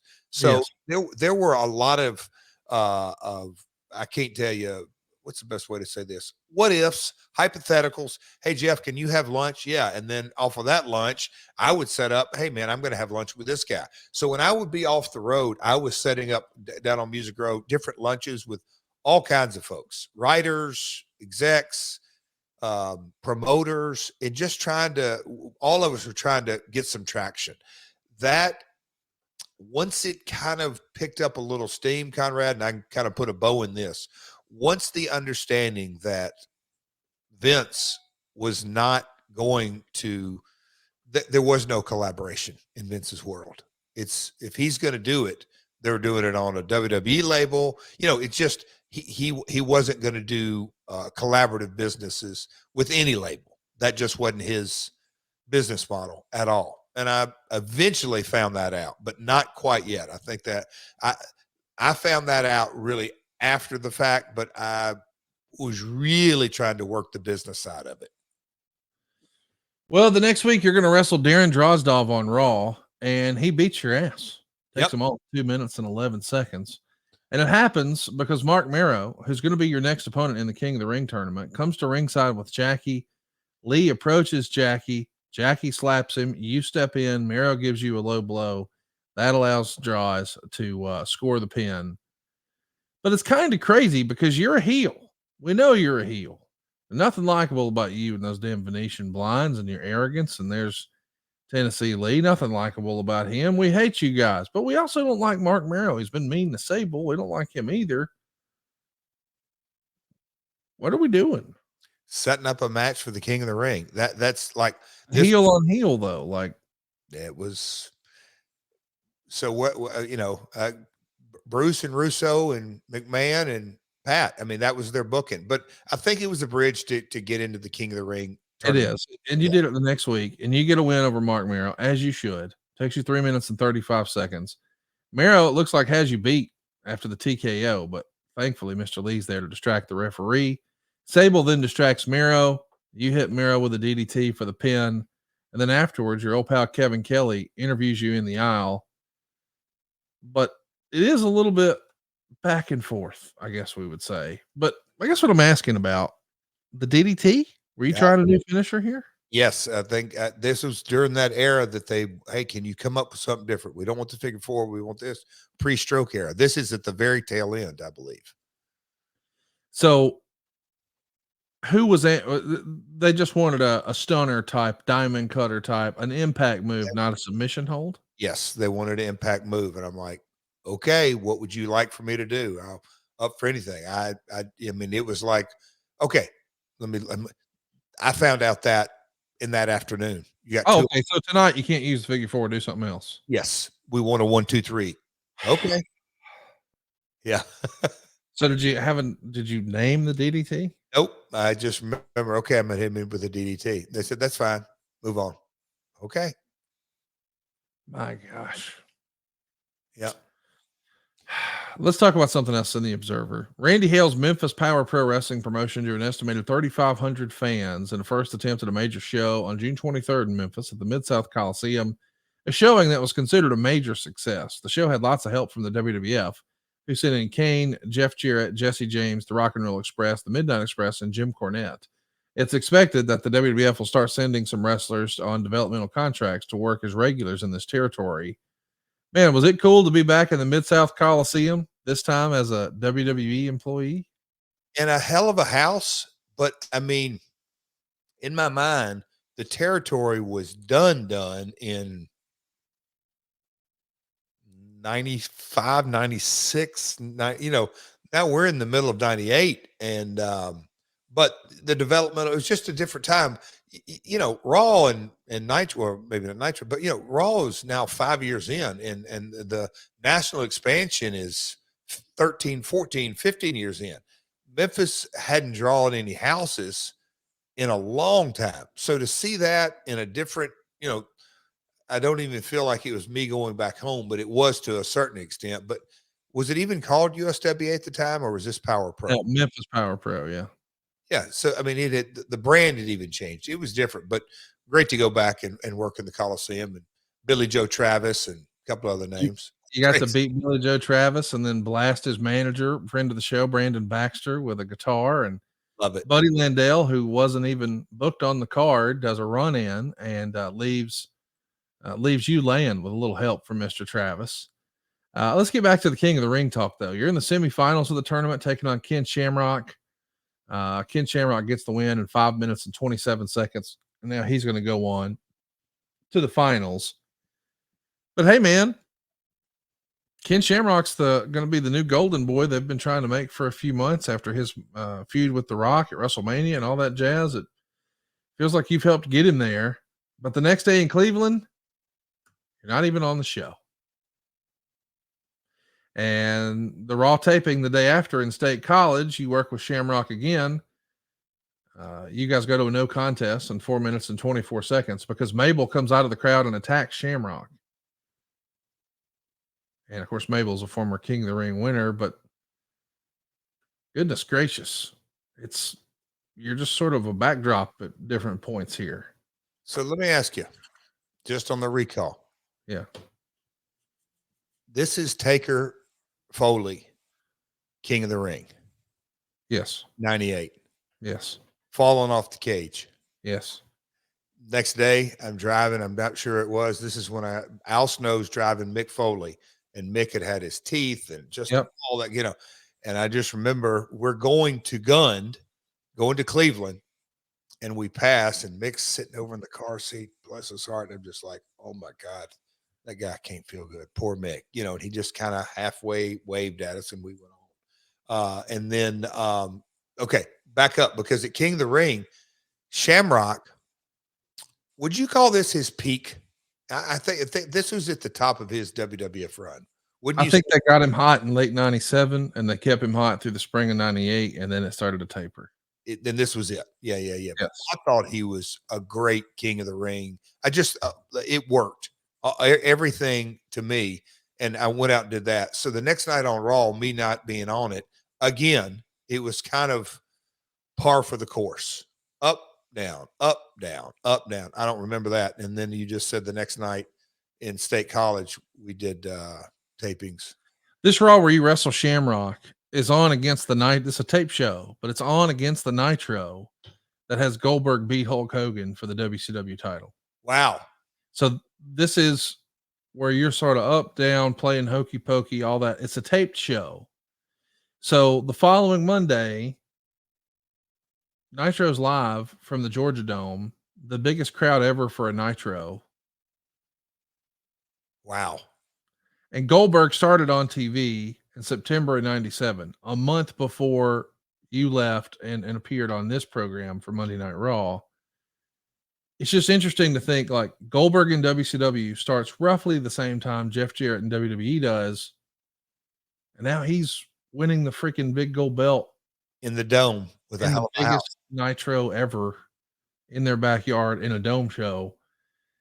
I know that creative is subjective, timing is everything, politics exist everywhere, all the other little caveats we could put on this. Mm-hmm. But part of you has to be feeling like, now, wait a minute. This guy was learning how to take a headlock takeover a year ago. And there he is And here I am. What the shit? You have to, even if you're positive all the time, there has to be, you start to develop a chip on your shoulder, a point to prove, you use it as motivation. How do you just process all of that? So I referenced, well, first Bill, I'd seen Bill at Nitros or WCW, but I didn't really have I hadn't seen him at all really in the ring. So I just didn't have any context. So that didn't, as far as an actual comparison or thought process, but as it related to me, Conrad, and I will say this, the delusional optimism at times, and I had a lot going on at home, and that was a big part of my headspace. And then the knowing that where I'm at with on my downside, my OCD, I'm like, man, I got to get dates. I got to work my way up the card. And whether it was Russo or Bruce or Pat or whoever at TVs, just trying to figure out what's going to stick, what's going to resonate. But frustration, yes, Conrad, without question, because I just knew that, look, I can work. That ain't the issue here. I can talk. That ain't the issue here. It's all in character. What is this character that's going to hit a groove with this audience that Vince is going to get behind and produce? That was the frustration was, and it was at a premium. How can I get in Vince McMahon's headspace for him to put the gas on me, to really hammer down with it? And I just couldn't figure that out at the time. When you're saying I couldn't figure that out at the time, are you having conversations with Vince McMahon? Like, we've often heard that certain talents have special relationships with Vince, and we've even heard that he likes to be really close to his champion, et cetera, et cetera. But we've also heard, man, you can't just walk in and talk to Vince. No. You got to wait outside, and it's going to form a line, and then, just the pressures of TV, and you're being hurried along. And like, I know a lot of talent back in the day didn't even have Vince's number. Like, they don't have I'm just going to call Vince up. What was your relationship like in 1998? Because you laid it out. I got to impress Vince. I got to wow Vince. I got to figure out what he's looking for. Are you able to have a conversation, or are you just guessing and sort of playing darts in the dark? I mean, let's give it over a month's time. Maybe have a conversation with Vince 1 out of 4, maybe 2 out of 4. Hey, Vince, what do you think? But there was, he obviously had much bigger fish to fry. I could tell by his lack of engagement, very cordial. Hey, Jeff, that, but it wasn't, let's sit down and talk about this. I would give him, now look, hindsight's 2020. I wish I would know then. What could you have done differently? No, sincerely, I appreciate this conversation. I love this train of thought. What would you have done differently? Like, Jeff now, what would Jeff do? Hey, Vince, I'll just throw it out here, pal. I got to do some type of tweaking here, repackage, however we want to slice and dice it. Here's option A, B, or C, or we can do none of them or a combination of all three. Go give him options. Instead of a young business mind going, let me read the temperature of Vince and see where he's at. He may have something in his mind. He may want to take the character in this direction, and I just need to hear that. I wasn't aggressive enough. Tony Robbins, massive radical action, that type mindset. I didn't do it. Well, you're not on the live Raw in East Rutherford, but you are on the shotgun taping, taking on Dustin Runnels. He's going to beat you by DQ, and they're doing something different because Goldust is no more, and Dustin's going to pray in the corner before the match. And the announcers are comparing Dustin to Deion Sanders, saying they've both turned over a new leaf. Funk and Bradshaw show up at ringside to offset the presence of Southern Justice. Lee is going to hit Dustin to prompt the DQ, which leads to an all-out brawl. But listen, you've not been shy about your belief system, and through the grace of God, you've been able to, be on this road to recovery so long. But I know that's always been the cornerstone. And now we're going to make religion sort of a gimmick.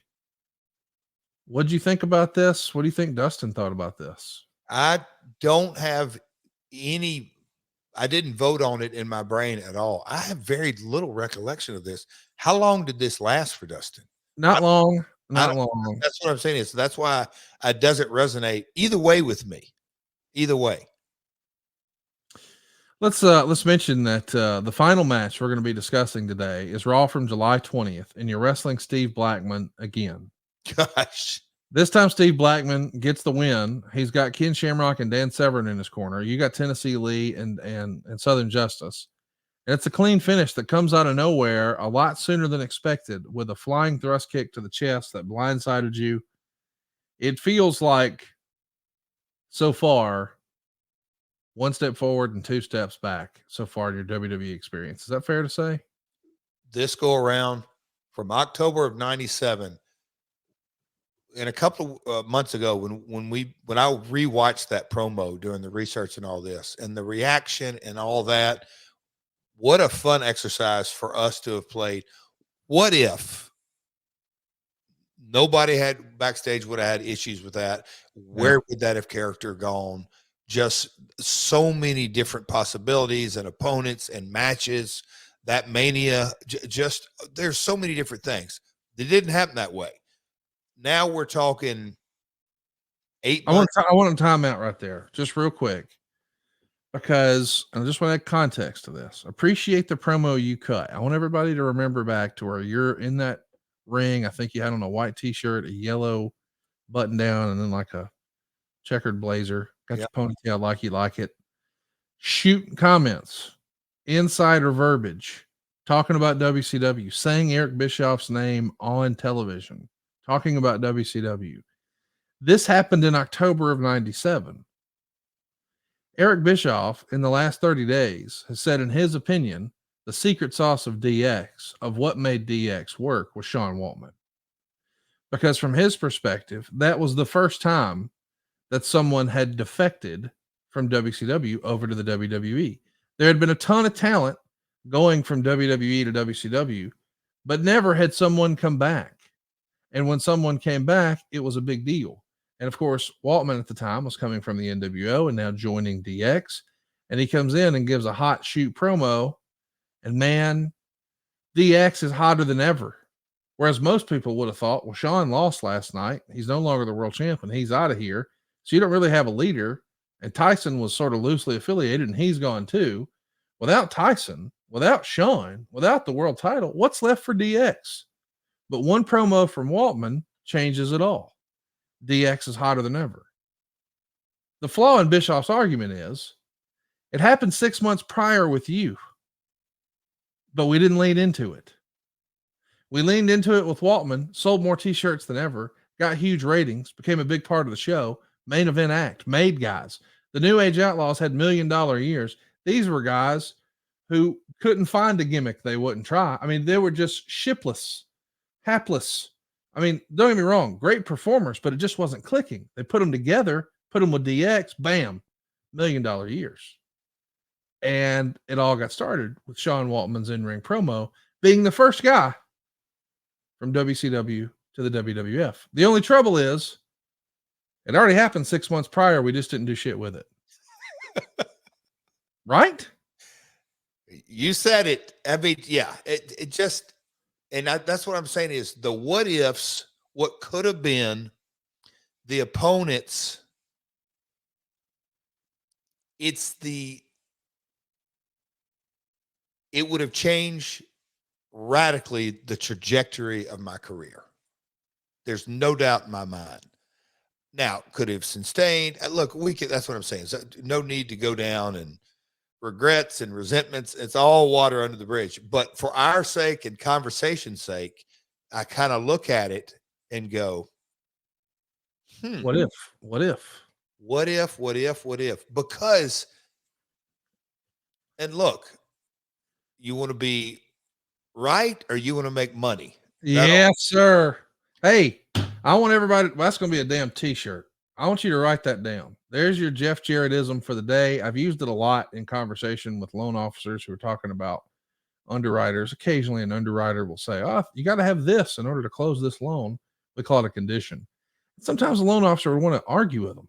I'm like, I understand you don't think we should have that. And maybe the guideline says you shouldn't have to have that. But you understand the person who stands between you and this loan closing is asking for just one thing. What's wrong with just getting the one thing? Some people would dig their heels in, Jeff. And they would say, oh, but that's not right. And I swear to you, Jeff, I say it all the time. You want to be right or you want to be well paid? That's it. If I could be the smartest guy in the room or I could be the richest guy in the room, I know which one I pick. Like, everybody has different answers. I get that. Oh, like, my gosh. I love what you just said. Do you want to be right or do you want to get paid? And I'm fascinated by the timing of this. And nobody talks about this. And I'm not trying to stir up problems. Just want to be honest and have a conversation here. Yeah. There was a natural backstory that we could have leaned into. You talked about in that promo when you first debut, your family's rich history. So we're acknowledging that your dad was a promoter. That would have been an easy story to tell.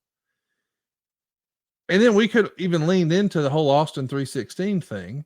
I understand he didn't want to, but clearly we're comfortable with it. We got Dustin doing a religious gimmick right now in a match with you, by the way.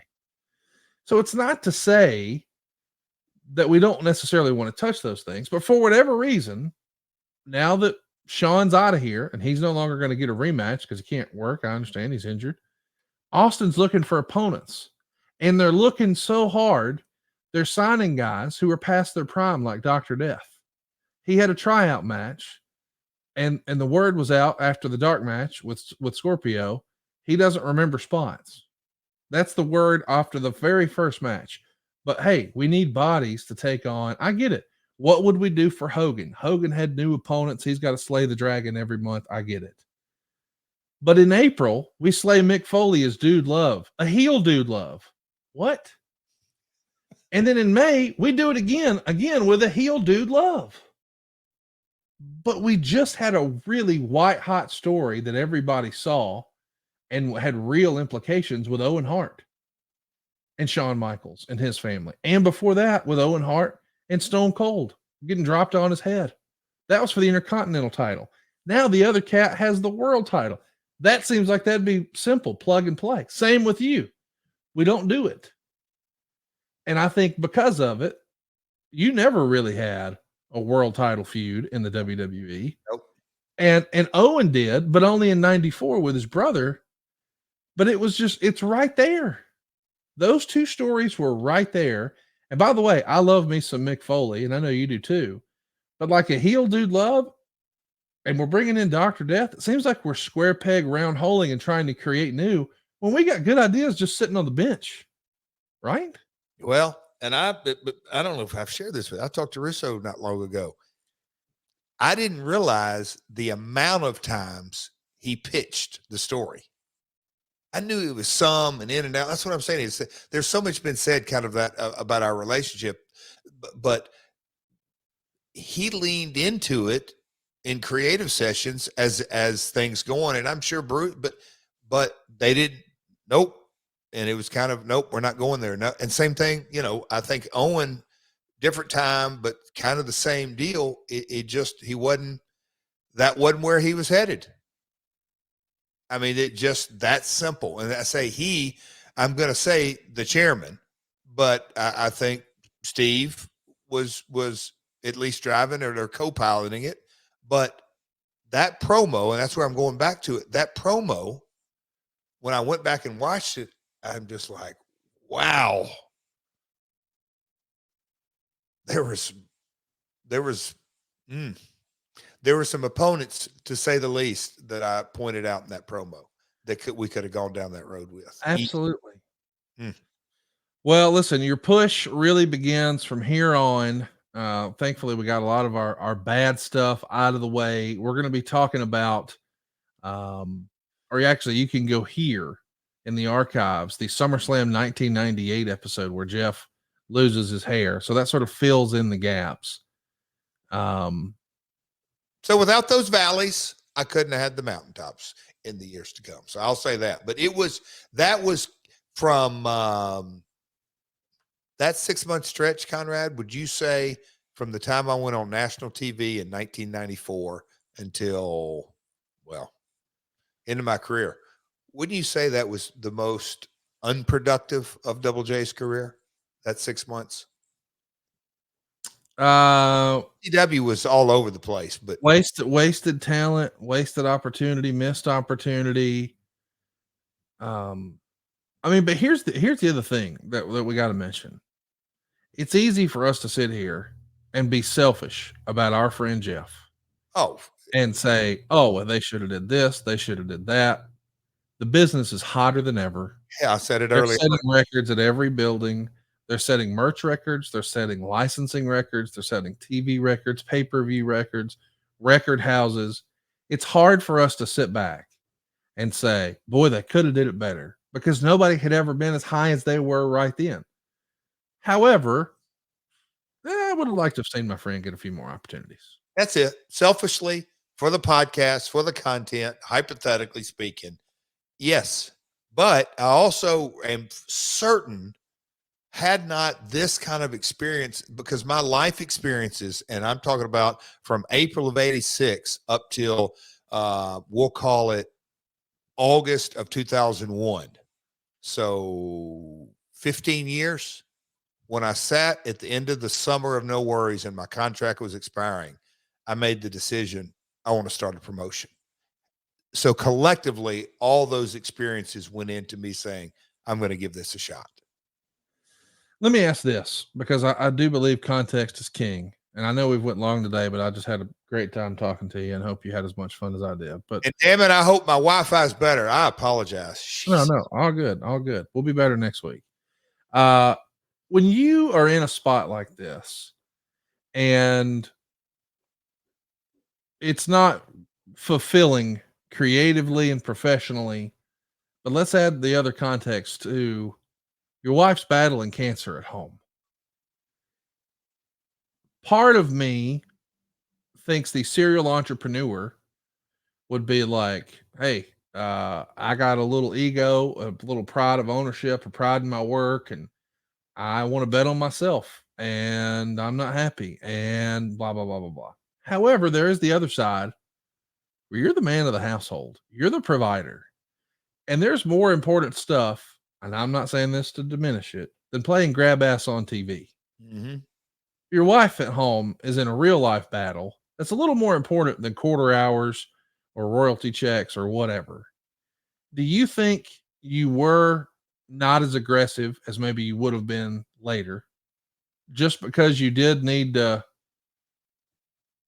last thing your home life needed was another monkey wrench?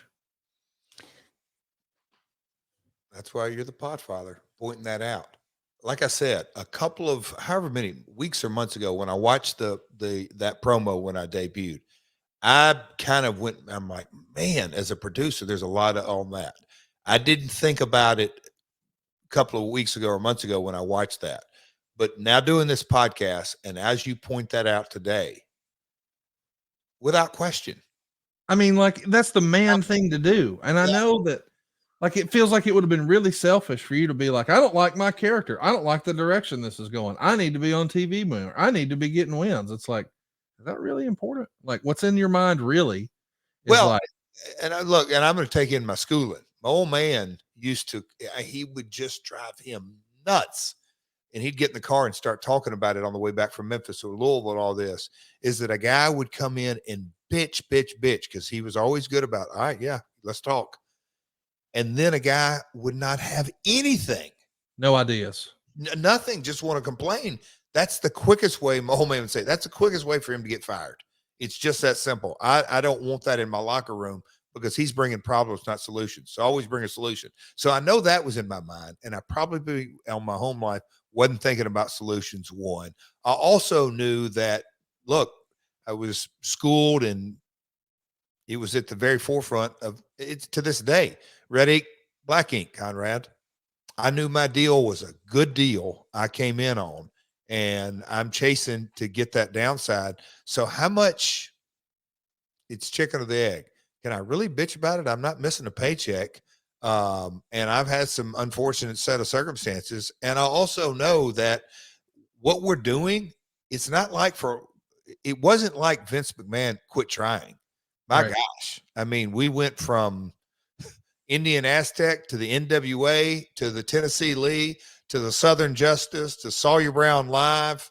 I mean, you know, and again, it goes back to the basics. The Steph Curry, he's a hell of a shooter, but what gets him open shots is dribbling. I knew that my work was kind of my foundation. I'm going to go out and deliver it no matter what opponent was. I just got to get the right creative, and it just didn't happen.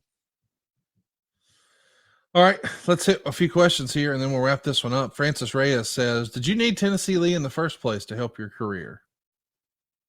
Need and won't, or it. Look, Francis, I'll give you the old simplistic things we've already covered. Creative is subjective. It was the call of the play that was called. Let's go from a roadie to a promoter.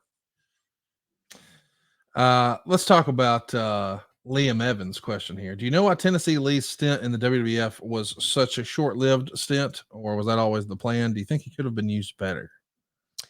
At the end of the day, the chairman wasn't happy with the results, and there was another pivot. Nothing he did wrong at all. Matter of fact, I think they pitched him being an agent, and he wasn't up for it, and they parted ways. J.M. Wagner says, do you know who came up with the name Tennessee Lee? Do you know of any other names that were pitched? Oh, will you hashtag something to wrestle or at something to wrestle and see if Bruce came up with that? My gut tells me Bruce, but I don't know that for a fact. I can't believe this is real. Rick Smith wants to know who was stiffer in the ring, Taka, Brockus, Blackman, or Jennifer Flowers?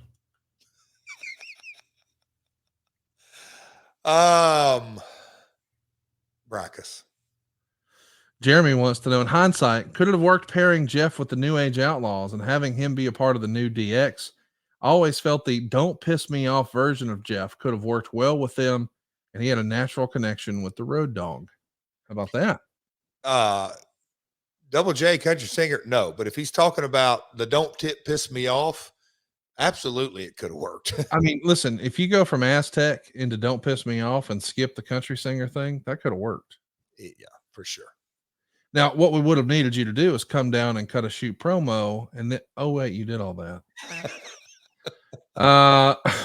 I knew this was going to come up. I knew. I can tell by the look on your face. I'll ask it in a minute. We should finish with that one. Gavin wants to know, after working with and around Taka Michinoku in this era, were there ever any attempts to bring him into TNA for the X division? Don't think he was available. I love Taka. Maybe this question is I'm off base, but Taka's always been just a hell of a talent. So he absolutely would have been an awesome X division wrestler. Let's finish with the silliest question of all. Carmen wants to know if you ever showered with Colonel Lee. Colonel Lee looks like a not Corner Parker, Tennessee Lee. But, you know, I mean, here's what he says. Hashtag Ask Jeff. Ask him if he showered with him and saw how big his hog was. What are we doing? Colonel Parker's Jump Rope Academy. Conrad, I have always said that the characters that draw the most money are the ones when talent plays an extension of themselves. I'll just say that the Tennessee stud, Robert Fuller, drew a lot of money in the territory days because it really was an extension of himself. That was weak, Conrad. That was so bad. Oh, Lord. You got any good stories? You or your dad have any good stories about Mr. Parker? Would you stop? About an hour. It'd take me about an hour to tell you this. Conrad, it'd take me. You gotta come to a live show. There will be another live My World one day. Oh, yeah. And it is one of the greatest. There are two stories I will never, three, you count Buff Bagwell. There are 3 stories I will never, ever forget with Jeff Jarrett. You got to see him in person. By the way, maybe we can just get it one day as a little bonus watch along over at adfreeshows.com, because we had a lot of fun talking about Spring Stampede 2000. Oh, did we? And you actually did a watch along with Cassio Kidd. And I know that once upon a time you did permanent damage to your hand on his face. Mm-hmm. I guess his face caused your hand permanent damage. I know that's in litigation now. Yep. I'm going to. Yeah, I mean, imagine if that hand was at 100%, you'd have probably finished Dax in under a minute. Exactly. But, there's 25% disability from Cassio. Well, that's true. It's true. By the way, Dax no longer has a podcast, but we still do. And if you were thinking about advertising on his podcast, we took his win. Now we'll take his advertisers. We'd love to advertise one for you here.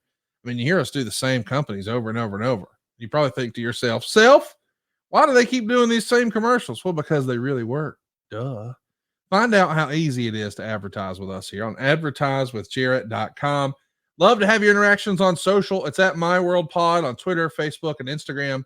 And be sure to hit the like button, hit the subscribe button, turn those notification bells on at My World on YouTube.com. You've seen lots of great swag here on the show as well today. You can pick it up at boxofgimmicks.com. Next week, Jeff, we're talking about Samoa Joe's TNA title reign. Scott Steiner is ready to cash in his briefcase prior to Sacrifice 2008. He wants to do a little math. We're going to talk about that next week. We got new tag team champs going to be crowned. We got a makeover battle royal. We got the Terror Dome. We got Kurt Angle getting hurt. Frank Trigg is here. Billy Corgan. Yeah, we're going to talk about Billy Corgan. Road Dogg teaming up with Awesome Kong. That's not a fever dream. It happened. We'll talk about it next week. Jeff, we're putting a button on this era, 1998. Anything else you want to cover or mention before we close this one up? Can you put a button on a stud? Well, it depends where you want to. I mean, listen, a lot of people have played pin the tail on the donkey. Let's give it a wrap. Conrad, I enjoyed it today. My World listeners, I appreciate your patience. I'm more frustrated than you if you're frustrated, but apologies. You think if Colonel Robert Parker took a BlueChew, he'd pass out? Oh, Lord. Like if you inflate that old windsock just from blood loss, he'd probably fall down. Can you imagine if you were to do a podcast with him and BlueChew was the sponsor? Oh, God. How those reads would be?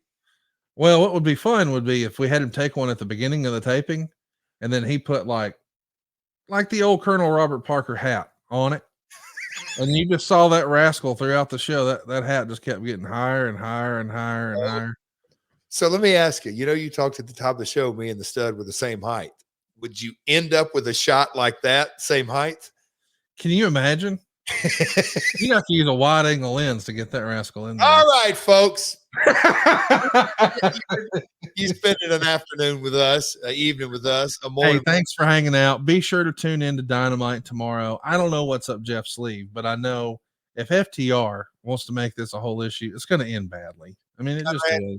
A little inside scoop. Me, Sanjay, Satnam, and Jay Lethal, we're headed to the farm as we speak. Oh, really? I'm just going to drop that little bit of knowledge on you. Okay. Don't forget, tickets go on sale all into Wembley. Don't miss your chance. This thing's going to sell out. It's going to be huge. It's going to be a part of wrestling history, and you need to be there. And if you haven't already, make plans to be here in Huntsville and, well, all the House Rules events. It's AEWTIX.com. We'll see you next week right here talking all things Jeff Jarrett in TNA Sacrifice 2008 right here on My World. Peace. That was a good one, dude. Hey, this is Catch Wheeler with FTR, a.k.a. one half of the greatest tag team of all time, saying go right now, savewithconrad.com, and I promise you, you won't regret it.